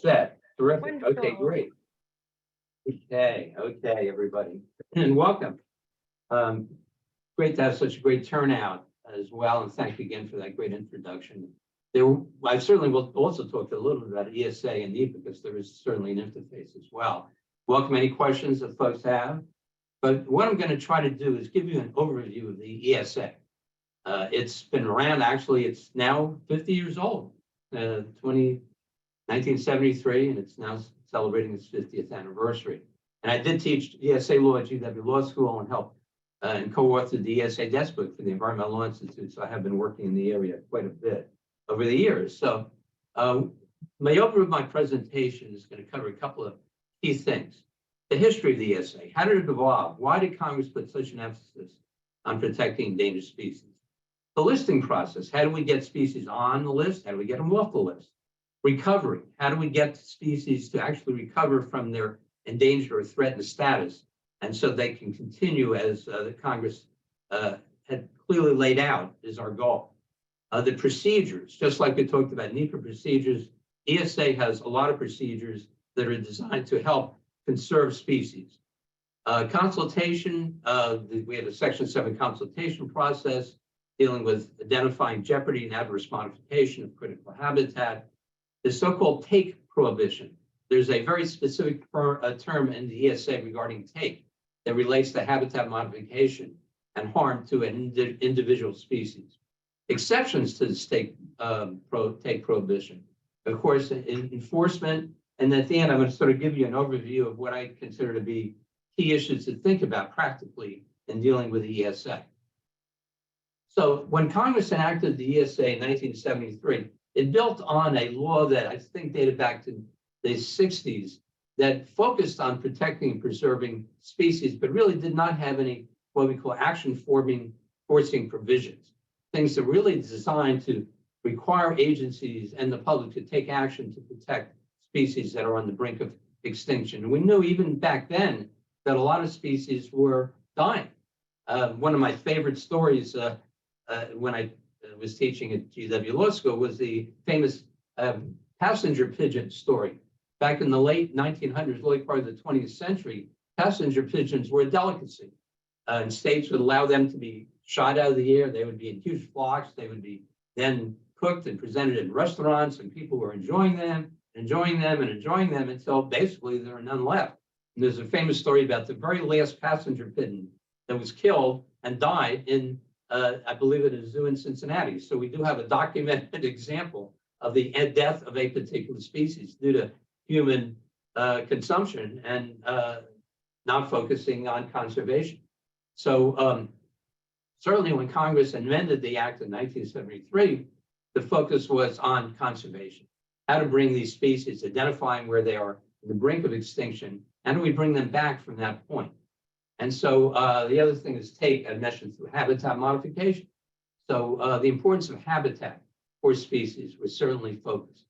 Critical habitat, a certain level of habitat that is essential for that species recovery. I mentioned interagency conservation, jeopardy, and of course, recovery plans as well. Okay, in looking at the statutory language, Congress laid out the purpose of the ESA in Section 2B, to provide the means whereby the ecosystems upon which endangered and threatened species depend may be conserved, to provide a program for conservation of such species, to take such steps as may be appropriate to achieve the purposes of the treaties and conventions. Remember, ESA, we talked about it as an act of Congress, but it really ties in the international conservation of species. And there are many treaties that are out there, and the CITES Treaty that we'll talk about regarding the United States' role in working with other countries on conservation of endangered and threatened species. Now, in terms of the early aspects of the ESA, one of the most, I'd say probably the seminal case was TVA, Tennessee versus Valley Authority versus Hill, in 1978. It dealt with the famous Tellico Dam controversy and the snail darter. It was a situation where Congress kept authorizing the construction of this dam in Tennessee for flood control and recreation, and kept continuing to appropriate funds for that dam. At the same time, there was a very small species known as a snail darter that depended upon the river involved, the Tennessee River, for its essential habitat. And the evidence indicated, going through this litigation, that building the dam would essentially result in the extinction of the snail darter. So, of course, that went up to the U.S. Supreme Court, and the court had to grapple with what's more important, the dam or the snail darter? You know, in the clash of these issues in the context of what Congress mandated in the 1973 Endangered Species Act. And so, and I was a justice when this was actually argued, when it maybe the last time that an attorney general ever argued a case before the Supreme Court. Attorney General Griffin Bell at the time came into the Supreme Court with a snail darter and a vial of formaldehyde and held it up to the justices and said, are you going to let this little species stop progress? And the justice turned around. One justice said, is it alive? Is it good for bait? You know, sort of trying to inject some level of humor out of it. Well, the bottom line is that the government lost that case. Attorney General, I don't think has ever argued a case on their own again before the Supreme Court. And the court came out with a very strongly worded opinion saying Congress directed that under the ESA to halt and reverse the trend towards a species extinction, whatever the cost. Key language. So between the snail darter and the dam must go, the snail darter must be protected. So that is a seminal case, and I think it's laid the groundwork for how strong the ESA is in terms of protecting species. Okay, in other terms, in ESA, like many other environmental statutes, have definitions that are central in how they've been interpreted and implemented. Conservation means to bring a species to the point of not being on the ESA list. Conservation equates with recovery. That is, getting a species that's been put on the list that's in danger of extinction to actually recover so that they can recover and get back to the way they had been before they were actually listed. Need a swig of water here. Okay, and then what species are covered? Any member of the plant or animal kingdom, species, and also subspecies and distinct population segments of vertebrate, fish, or wildlife. Essentially, the Congress did not really try to define exactly what a species is, but said a species can include subspecies, which it relates, it brings into sort of a biological analysis of what identifying particular subspecies, and then even further than that, distinct population of certain kinds of species that are vertebrates, fish or wildlife. So identifying species that are appropriate for the list, a particular genus of the species, is one of the expert analysis on behalf of the expert agencies. So that has evolved over time as the regulations have been developed. So in terms of agencies, just like in NEPA, there is a very strong role for federal agencies. The lead agencies, the primary agencies, are the ones that are particularly concerned with biology. The Department of Interior, through the U.S. Fish and Wildlife Service, has jurisdiction over terrestrial species, non-oceanic fish, and certain marine mammals. The Department of Commerce, through the National Oceanic and Atmospheric Administration's Fisheries Service, or NIMS, focuses on marine species. And of course, there is a fundamental role for all action agencies. In other words, every federal agency, just like a NEPA, every federal agency has a responsibility to further the goals of the Act. So they all work together. Now, how do you get a species on the list? Now, the listing process. Okay, there's certain very defined procedures for getting species on the list. So petitions have to be filed with the appropriate agency that has jurisdiction over the particular species, either terrestrial, land-based species, or a coastal or an oceanic species. The Fish and Wildlife Service, National Marine Fisheries Service. It can be done by an individual party. It is subject to specific timeframes. The agencies can actually propose listing themselves, but usually they come in through petitions by experts that are very concerned about the status of the species leading towards extinction and feel that that species must be protected. It's subject to specific timeframes, 90 days, it must be based on substantial scientific or commercial information. And it must be, decision must be, there's a 90-day finding. Is there enough basic information? And if the decision is yes, there is, then within 12 months of that finding, the lead agency must find, or the action agency must find that a listing is either not warranted, or warranted but precluded by higher priorities. And a final listing decision must be within 12 months of proposal. And this is again through the public process, which a proposed listing of a species will go out for public comment. Those comments must be analyzed and addressed in the final listing decision. Okay, now to say, everybody says, well, isn't this a biological statute? What role is there for a lawyer to play in this? I always like to put up this very, very humorous slide in which a toad is talking to a duck that says, my lawyer finally got me on the endangered species list. So thank God for environmental lawyers. We have an example of where even the species are thanking the legal community for protecting them. So that's a little plug for environmental lawyers. Endangered species. Okay, you know, I've put a few there. This is one of many listed species, but to give you an idea of the range, you know, the upper left, we've got the manatee that's highly endangered in Florida, and it's been a subject of a lot of litigation. Then we've got the spotted owl in the Northwest, a lot of litigation that's occurred there.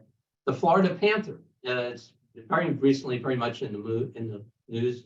You know, we've got the gray wolf, and here is an ESA success story. The bald eagle. I'm sure most of you know about the bald eagle, and it's been around. Actually, the bald eagle, few people even know this, I believe is the only species that has been identified specifically for protection by Congress. The Bald and Golden Eagle Protection Act of 1940, as amended, subsequently recognizes the importance of the bald and golden eagle. And because it was a national symbol at the time we had the endangered, World War II was about to break out. So it was protected. And that statute has been, updated a number of times over the years. I used to cover this on my course, because we also cover the Migratory Bird Treaty Act. And the bald eagle was subsequently delisted, I believe about 20 years ago, because of the numbers were coming back. And the Bald and Golden Eagle Protection Act, that has certain permitting requirements that have actually been developed over the years, have really helped achieve that goal. And so we've got a question: how many of them in most, if not all, counties in Michigan? I don't know if I can answer that, but the bald eagle, there are the Fish and Wildlife Service certainly has a lot of data around the country about how they're doing, and there is essentially a take permit provision built into that act. Those regs have been updated over the years and implemented, and going a long way towards protecting the bald and golden eagle. So it's indeed very much a success. Okay, section 4. Some of these definitions. A species is considered endangered. That is, if it's at the risk of extinction throughout all or a significant portion of its range. And so the definition of SBR is somewhat of a complex issue. I think if you get on Fish and Wildlife Service website, it'll point you to the regs and the policies in that regard. So, but it's an analysis of how the particular range where the concern of the species is located relates to its historic range. And the lost historic range is not considered part of the SPR, but I don't have time to go into the details. You can certainly get more information if you can get on the lease. So, and somebody had a question about whether the bald and golden eagle is now exempt from ESA takes. Technically, it is. It's a recovered species, but again, you've got a separate statute that limits the extent of take that's required. You must comply with those regs. Basically, get a take permit to not harass a bald eagle, which relates to the impact on the bald eagle's habitat. So it's similar to take under the ESA, but it is a fairly regulated species. And fish, the two agencies' SPR policies say the ESA protections apply to all species of a range if the species is only found to be threatened or endangered in the significant portion of the range. So you can look at the entire range and extrapolate beyond the significant portion to extend those protections throughout the entire range. Threatened. Okay, this is the first step in the process. Likely to become endangered in the foreseeable future. That's kind of a general term, but is definitely one used to put a species and provide the protections for species. I'm going to get to that, how that's been addressed certainly through regulation and litigation. The agencies must use the best scientific and commercial data available. So it's really looking at what kind of science, how credible is that science, the commercial issues regarding the species, but economics are not a factor under the law, even though that's been changed and now that's being rolled back through some regulatory changes. Now the latest data that I have is there are roughly 2,300 species of animal and plants listed under as endangered or threatened. 80% of those are in private lands. So that also raises another issue of, certainly critical to the ESA success. That is the role of private property owners and the role that they can play and the risks that they have if they ignore the requirements of the ESA. Now, I mentioned this settlement. It was the multi-district litigation settlement. The environmental groups brought some litigation a number of years ago because a lot of species were considered not prudent to be listed. They were delayed, and so the time period had not been met for a lot of species in which they had been identified as threatened, but not actually final action had not been taken. And that had raised a lot of concerns. There was a backlog, a lot of the claims that these species, their habitat was being lost, et cetera. So the Fish and Wildlife Service entered into a proposed rule and a consent decree indicating that they would make findings, either not warranted or listing findings for over 750 species over the next 7 years. And my understanding is that has largely been followed. It has slipped somewhat, so I think if the folks are really interested in where that stands, I think you get on the website, I can certainly provide information for you. But certainly there's been a real movement to try to get the backlog of species listings resolved. And what are the factors for listing? So there are essentially 5 factors. Habitat loss, overutilization of species, for example, commercially, disease or predation. Here's a general one, the inadequacy of regulatory mechanisms and this capsule of other factors. And economic impacts technically are not relevant. Although I'll get to this, the Trump administration issued a rule, a revised listing rule some time back that allowed for economic information to be part of the listing process, although that was heavily criticized and litigated as a way to indirectly amend the statute to bring in economic factors in the fundamental listing decision. And that was essentially litigated, and now that has essentially been on hold. So anyway, I think the economic impacts essentially are not a basis for listing, and I don't think, frankly, I don't think that the Fish and Wildlife Service can really rely on economic analysis to make a fundamental listing decision. So we get down to the take prohibition. What is Section 9 of the Act? What does take mean in terms of the ESA? And this will certainly get to the question of not only federal agency potential risks and liabilities, but private property owners that have species on their property. And the Act defines take, covers any take of an endangered species of fish or wildlife prohibited under Section 9 of the ESA. They've been extended, the take prohibition has been extended to most threatened species by regulation. And this is also an issue of controversy because the question of whether take can be done generically through a general rule versus does it require a take prohibition for each individual species has been the subject of essential litigation quite a bit over the past number of years. The Trump administration mandated that for threatened species, there must be an individual take analysis, that an individual take permit for the 4D rule that would allow for take prohibitions of threatened species only in compliance with that rule. So that means threatened species would not be protected absent an individual 4D rule. That reversed a longstanding interpretation of the Fish and Wildlife Service that issued a general rule that basically said for threatened species, generically, the same protections apply as if they were endangered. And so that essentially has been reversed by the new administration.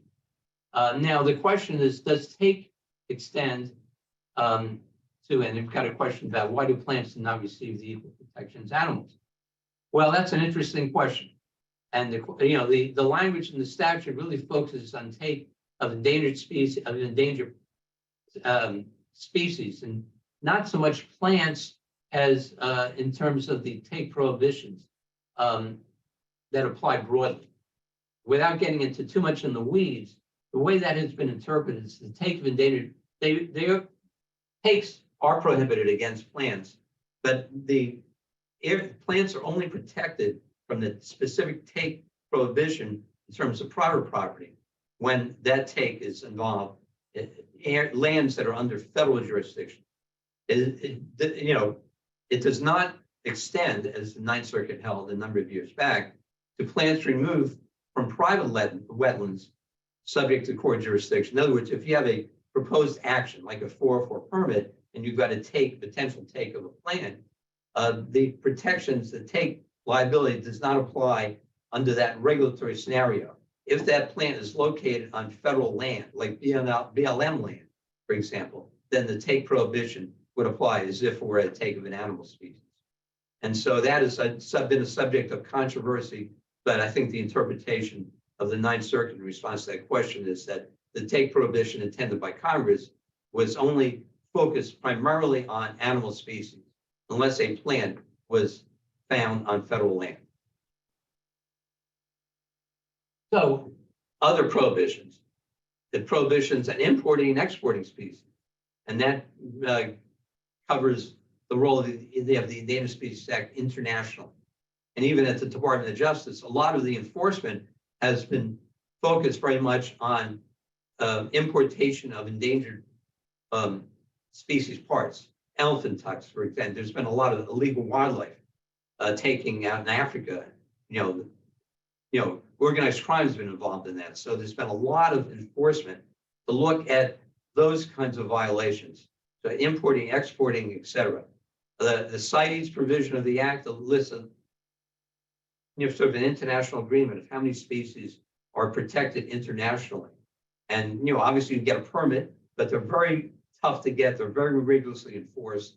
And these are permits that must take into account the international status of that species and working with host countries, for example.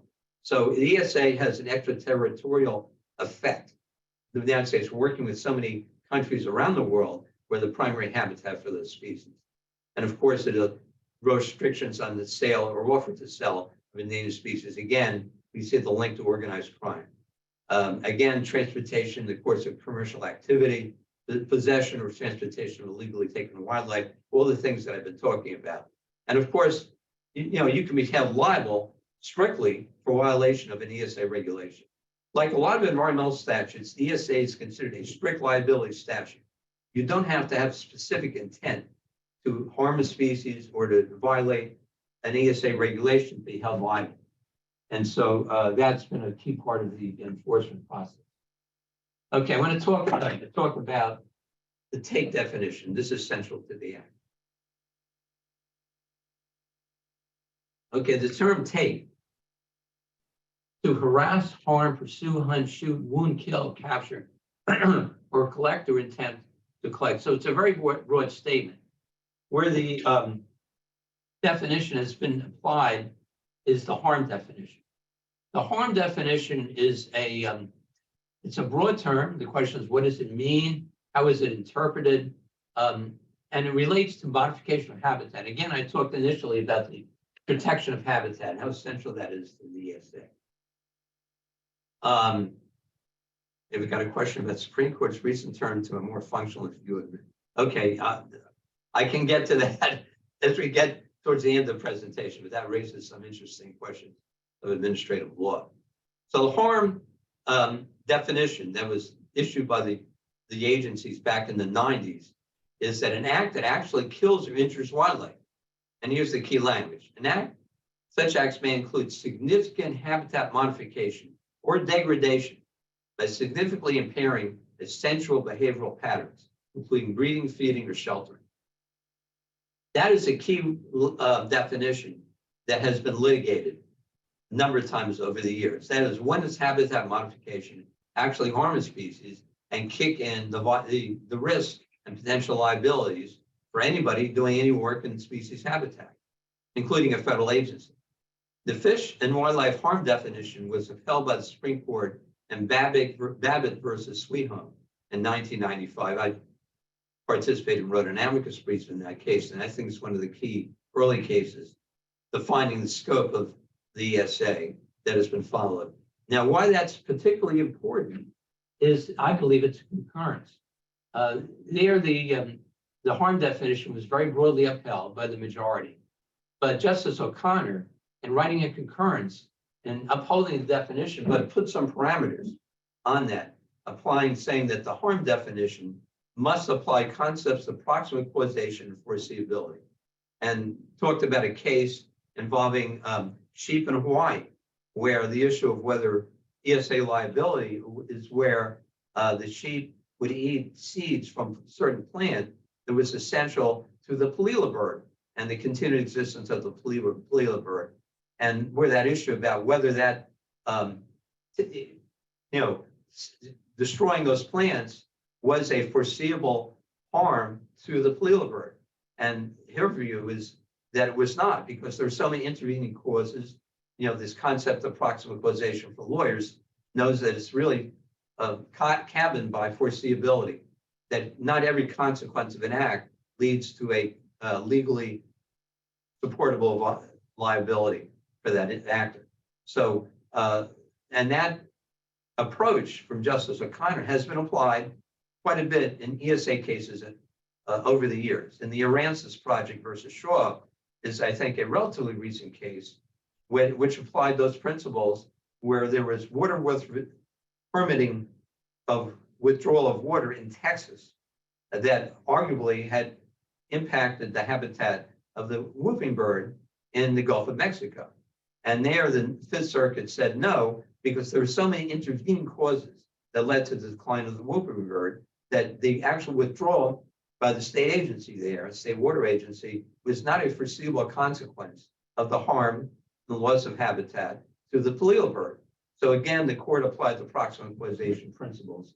And so that is, I think, a limiting factor, and one that has been applied over the years when analyzing whether a particular action can lead to a take of a species, whether that's foreseeable. And, I'm jumping the gun here, but I think ESA issues, certainly in light of the Supreme Court's decision 2 weeks ago on the Clean Water Act, waters of the United States, cutting that back, could have an impact, certainly on the scope of ESA liability here.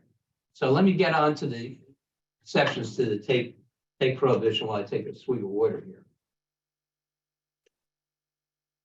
I am fighting bad sinuses, so pardon if my voice is not that clear today, but anyway, exceptions to take prohibition. And the question is incidental take. Now, remember, when we talk about take prohibition, we're not necessarily talking about, somebody going in and shooting a whooping crane through the eyes with a automatic rifle, intentionally taking the species. We're talking about whether incidental, unintentional habitat modification is likely to lead to a harm of the species, and creating ESA liability and threatening that species from recovering. And so the incidental take process is critical. And that brings me to Section 7 of what I call the consultation provision of the Act. Remember, I said there's liability with respect to federal agencies as well as any person. Section 7 was set up to create interagency consultation, which the particular federal action agency, like the Army Corps issuing a 404 permit, the Federal Highway Administration and the Federal Highway the Transit Administration issuing a grant that will have a foreseeable effect on the species and the habitat, will trigger a consultation process. And so that leads to what we now call as formal consultation, which can require a finding through this process of either whether that federal action will lead to jeopardy or adverse modification of the species, whether it will be incidental take, and if so, what would be the take level? And will that lead to extinction of the species, which is critical? And if it would lead to extinction, then arguably the action should not occur, just like in the snail darter case. If the take level would not lead to extinction, then the agencies, the action agencies and the resource agencies will come up with reasonable prudent measures, RPMs, that will define the extent of take and require conditions that have to be met in order to justify the extent of take in a particular situation. And so, and that extent of take is defined through this process. It might indicate how many species, for example, can be taken, X number of species over a period of time. And where you cannot identify that, the agencies have said you can come up with habitat modification as a surrogate, identifying, for example, the loss of, let's say, 100 acres of whooping crane habitat, or 100 acres of, let me think of another species, Stevens kangaroo rat in Southern California, or furry shrimp in California, or panther habitat in Florida, to say that a particular project would impact like 100 acres, which arguably would lead to a general number of species that would be taken, a range of species. And those conditions would then go into the federal authorization that becomes central to that federal permit. So the federal agency could stand liable if that's not followed.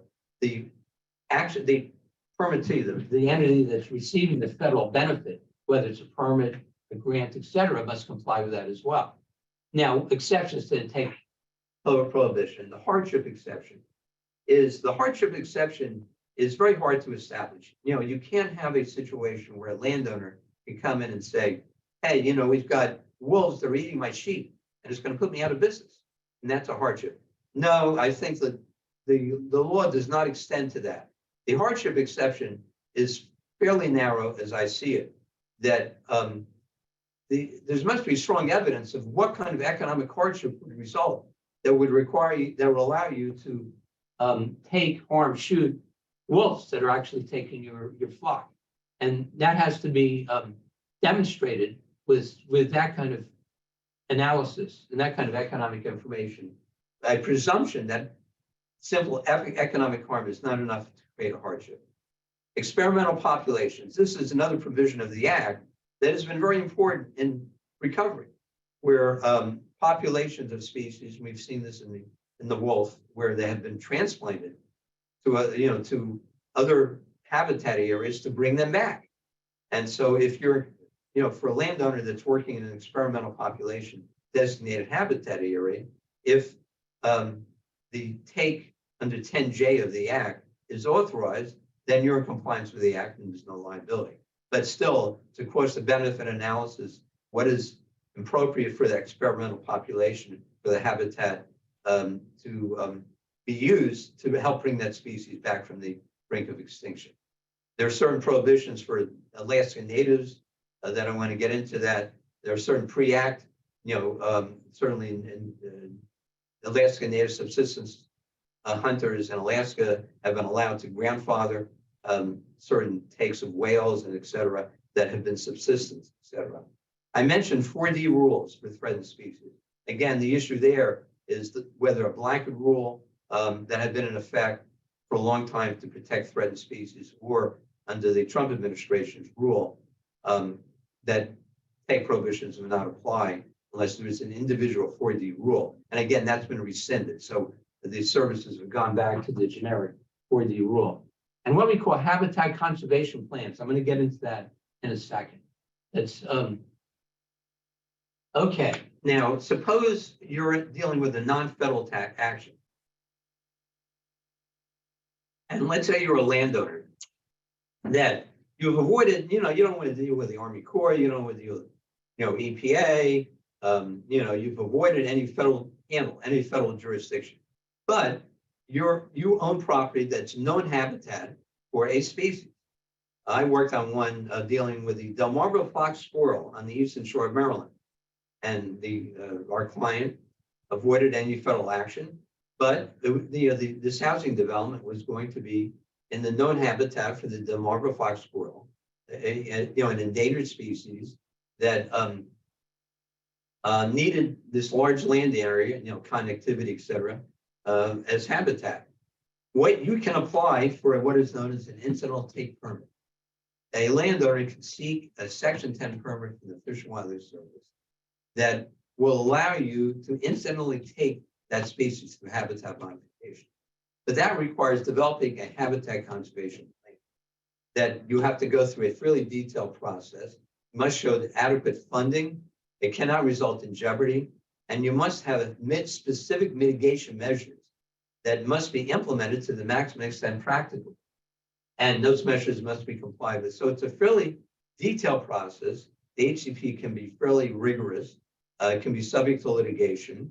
It can require certain set-aside areas like we had with the Delmarva Fox Court, et cetera, where areas were off limits, require monitoring, et cetera.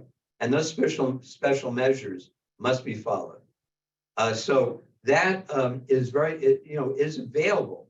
Now, I must say that the interesting thing is most private property owners would almost prefer a federal handle because it's a lot easier to work through the Section 7 process to deal with the federal agencies that have to spend the time and expense to develop your own Section 10 permit and habitat conservation permit. So, that's sort of going to raise some very interesting questions under the Clean Water Act because of the recent Saki case and whether the pullback in jurisdiction is going to basically create more risk for landowners who otherwise might have relied upon federal permit review through the Army Corps for permit process. That then they have species that on their property that will not be subject to federal review.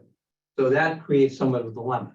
Now we see a lot of what we call multi-species habitat conservation plans. There are a lot of local governments. For example, out in California, there are California water agencies, regional agencies have developed these large-scale HCPs covering multiple species. The furry shrimp, for example, is a little crustacean that lives in vernal pools in the Central Valley of California, and other related species in that area, to do it on a broad-based basis. And the Fish and Wildlife Service tries to encourage these large-scale multi-species HCPs working with local governments to provide broad-based protection on a regional basis to help protect these species and to provide certainty for landowners and local governments that are dealing with the ESA. But the ESA sounds like there is a hard stop in 15 minutes. So I'm going to rush through stuff quickly here. There are other innovations, pre-listing agreements, candidate conservation agreements. No surprises where somebody can work a deal where no additional requirements will be required if they enter into these agreements. Low effect HCPs, etc. Okay, enforcement. Civil and criminal penalties apply. Citizen suits. Citizen suits are a key part of the ESA. 60-day notices, they can be brought against violators of the Act and also against the Secretary for breach of a non-discretionary duty. And there are specific duties in the Act. Attorney's fees can apply. Penalties. There are stringent civil and criminal penalties, fines of up to $50,000 a year. Adult penalties may be based upon the severity of the offense, the degree of knowledge, fines, loss of the lease, permits, etc. Critical habitat, key part of the Act, specific areas within the that are essential to the recovery of the species, conservation of the species, may require special management consideration. And specific areas outside the area occupied by the species, which are essential. Factors for identifying critical habitat. Is it prudent? Can they be determined? They're essential to the recovery. And maybe, this is critical, the only weird place in the Act where economics comes in, they may be excluded if it's based upon whether the benefits of exclusion outweigh the benefits of specifying the area, which allows for economic effects to be weighed against the importance of critical habitat.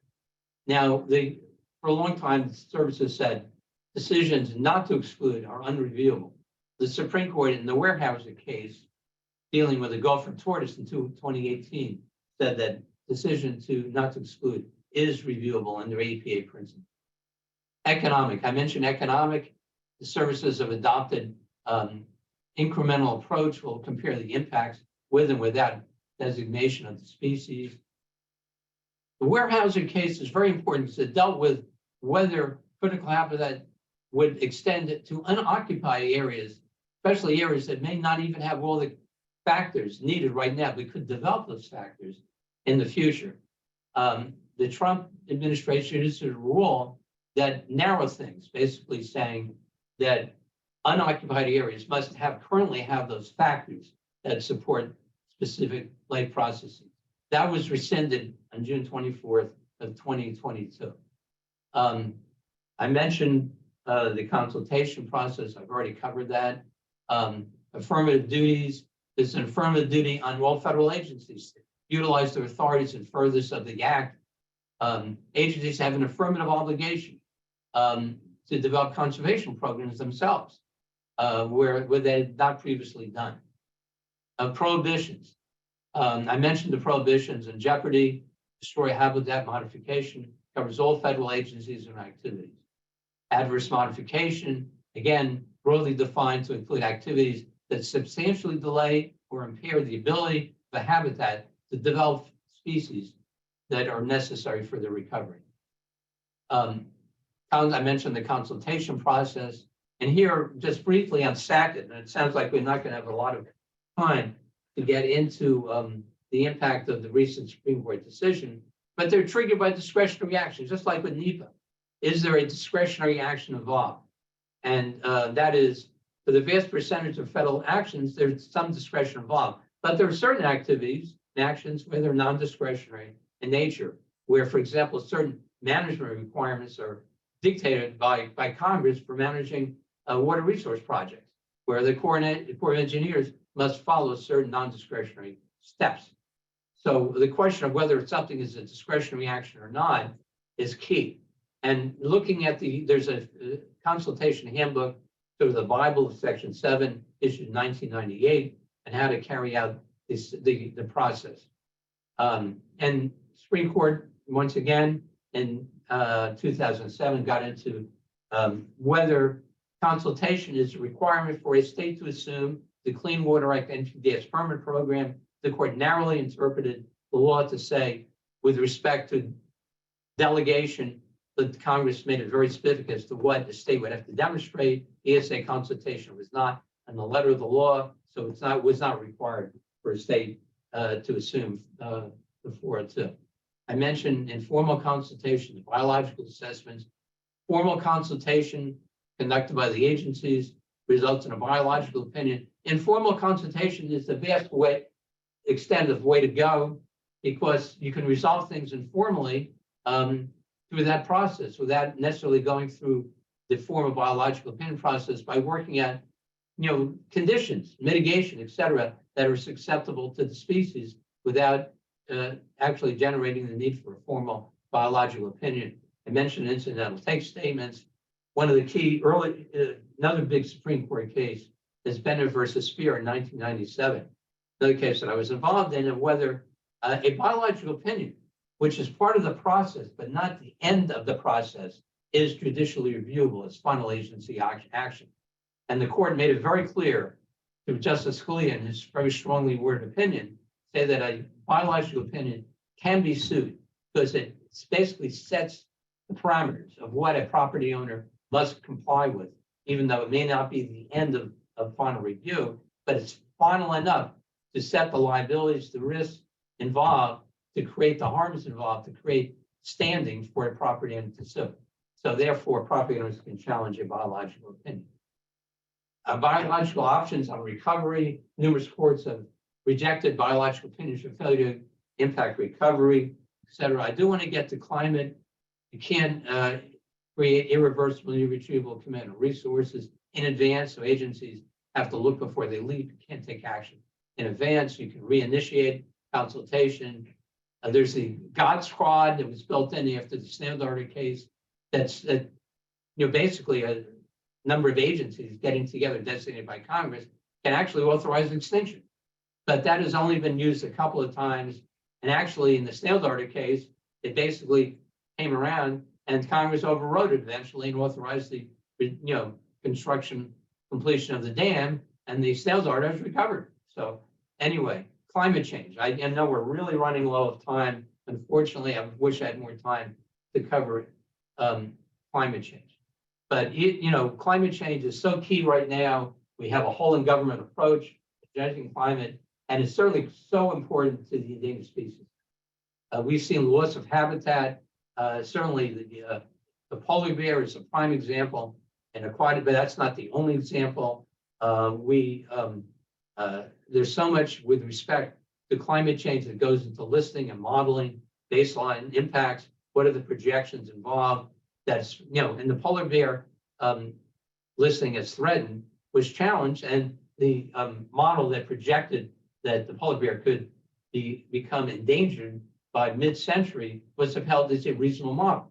So now the question that's been outstanding is, can there be a direct harm from a particular action under Section 7? That's a tougher question, because the agencies have taken over the years that because climate change is global in nature, it's hard to find a cause and effect relationship. However, I think the jury's out, and I think there may be some cases that will be willing to find that as well. Climate change, rising sea levels, melting sea ice, invasive species, increased frequency and intensity of storm. We're seeing that today with forest fires that are having that kind of impact that are triggered by global warming. There's a case involving the bearded seal and the threats that were modeled up to the year 2100 that was found. For folks that are really interested in climate change and its impact on the ESA, there was a great law review article by Jessica Wentz in Yale Law Journal on Regulation just last year, Climate Change, Attribution, Science, and ESA. So folks that are really interested, and there's a citation on it, I really commend you that, because it'll cover a lot more detail than I can cover right now. Recovery plans, I mentioned that. Recovery plans are critical. They're unenforceable, that can be reviewed, judicially reviewable, rely on advice from recovery teams. I think there's got to be more emphasis on recovery planning, et cetera. Content of required plans, objective measurement criteria. ESA and Commerce Clause, bottom line, the courts have upheld ESA listings even for intrastate species that have no inherent economic value, such as beetles and spiders. So on the idea of the aggregate effects of species, intrastate species commercially. So to claim a commercial exemption for an intrastate species, that's going to be very hard to do. I think the law is pretty clear on that regard.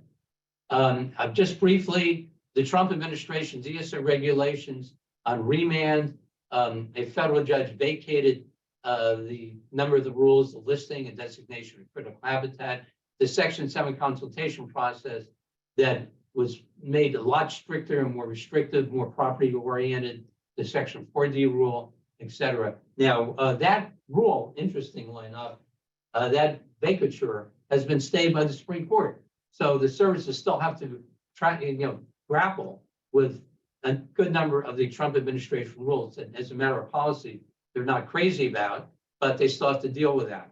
And there will be, as I understand it, moving forward with new rulemaking to address those issues. So that's, keep an eye on that as well. So I wanted to cover a checklist. I think I've covered a lot of things. I'm running out of time. So we have a few minutes left. And I've been told that we're going to turn into a pumpkin in about 4 minutes. So if folks have any questions, Michelle Ann, I can try to answer them right now very quickly, very superficially. I think we can start with the big elephant in the room, SACIT. So, as briefly as you can, Larry. So, the Supreme Court issued a decision in SACIT that basically alters, federal jurisdiction over waters of the United States under the Clean Water Act. Right. So can you explain the intersection of that decision with what you discussed today concerning the ESA? Sure. Well, remember the ESA has a take provision, so it's triggered to a federal action. So that when the take provision, if there's a federal action, what is the foreseeable effect on an agency's on a species habitat? So under the prior interpretations of Clean Water Act jurisdiction that implemented the significant nexus test, as the Rapanos case, the federal permit, let's say a 404 permit, would often cover wetlands that are away from a traditionally navigable water and a distance away, vernal pools, isolated wetlands that have a significant nexus to primary waters, so that the permit would cover those areas, and arguably ESA would look at effects that affect those areas and even effects outside those areas that affect habitat, is if it's reasonably foreseeable. And so it was a fairly broad analysis. So what's the SACIT court, we're still getting our arms around it to overturn the significant nexus test coming out of Rapanos and limited jurisdiction. to traditionally navigable waters and wetlands that are adjoining those waters. That is, if there's a barrier to that traditionally navigable water, that could cut off jurisdiction. And tributaries that are recently perennial that flow into that traditionally navigable water.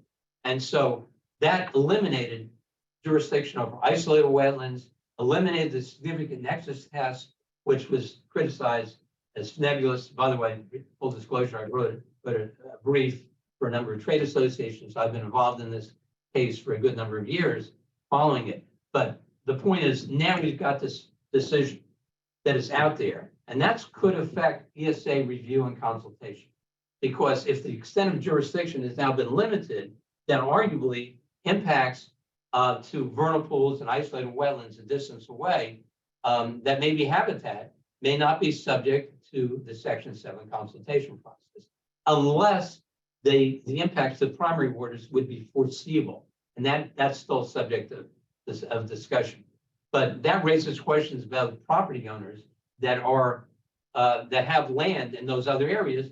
Are they going to need to apply for a Section 10 incidental take permit to get ESA protection? Because I think we're going to see citizens. So that's the initial review. There's a lot that's going to have to be worked through as the agencies, all the agencies, get their arms around SAC. So that's a nutshell, very quick. Thank you, Larry. Hey, I know we're just about to wrap up, and I want to thank everyone that joined. Both of these statutes, I think, for Larry and myself, I think I hit it at the top. Folks spend entire semesters digging into these statutes. So trying to get both of them done has been tough. But Michelle Ann, thank you for trying to corral us along, and Madison and Grace, thanks. And I share the same thank you. I think this has been a great time to really help educate a lot of people on very complex laws. And there's a lot out there for folks that really want to learn more about it. So we try to give you what I call the cook's tour of these Exactly. statutes. It's like one of those little tiny plates of a amuse-bouche that you get at a fancy restaurant. That's right. Yeah. Small plates. The small plate day. Exactly.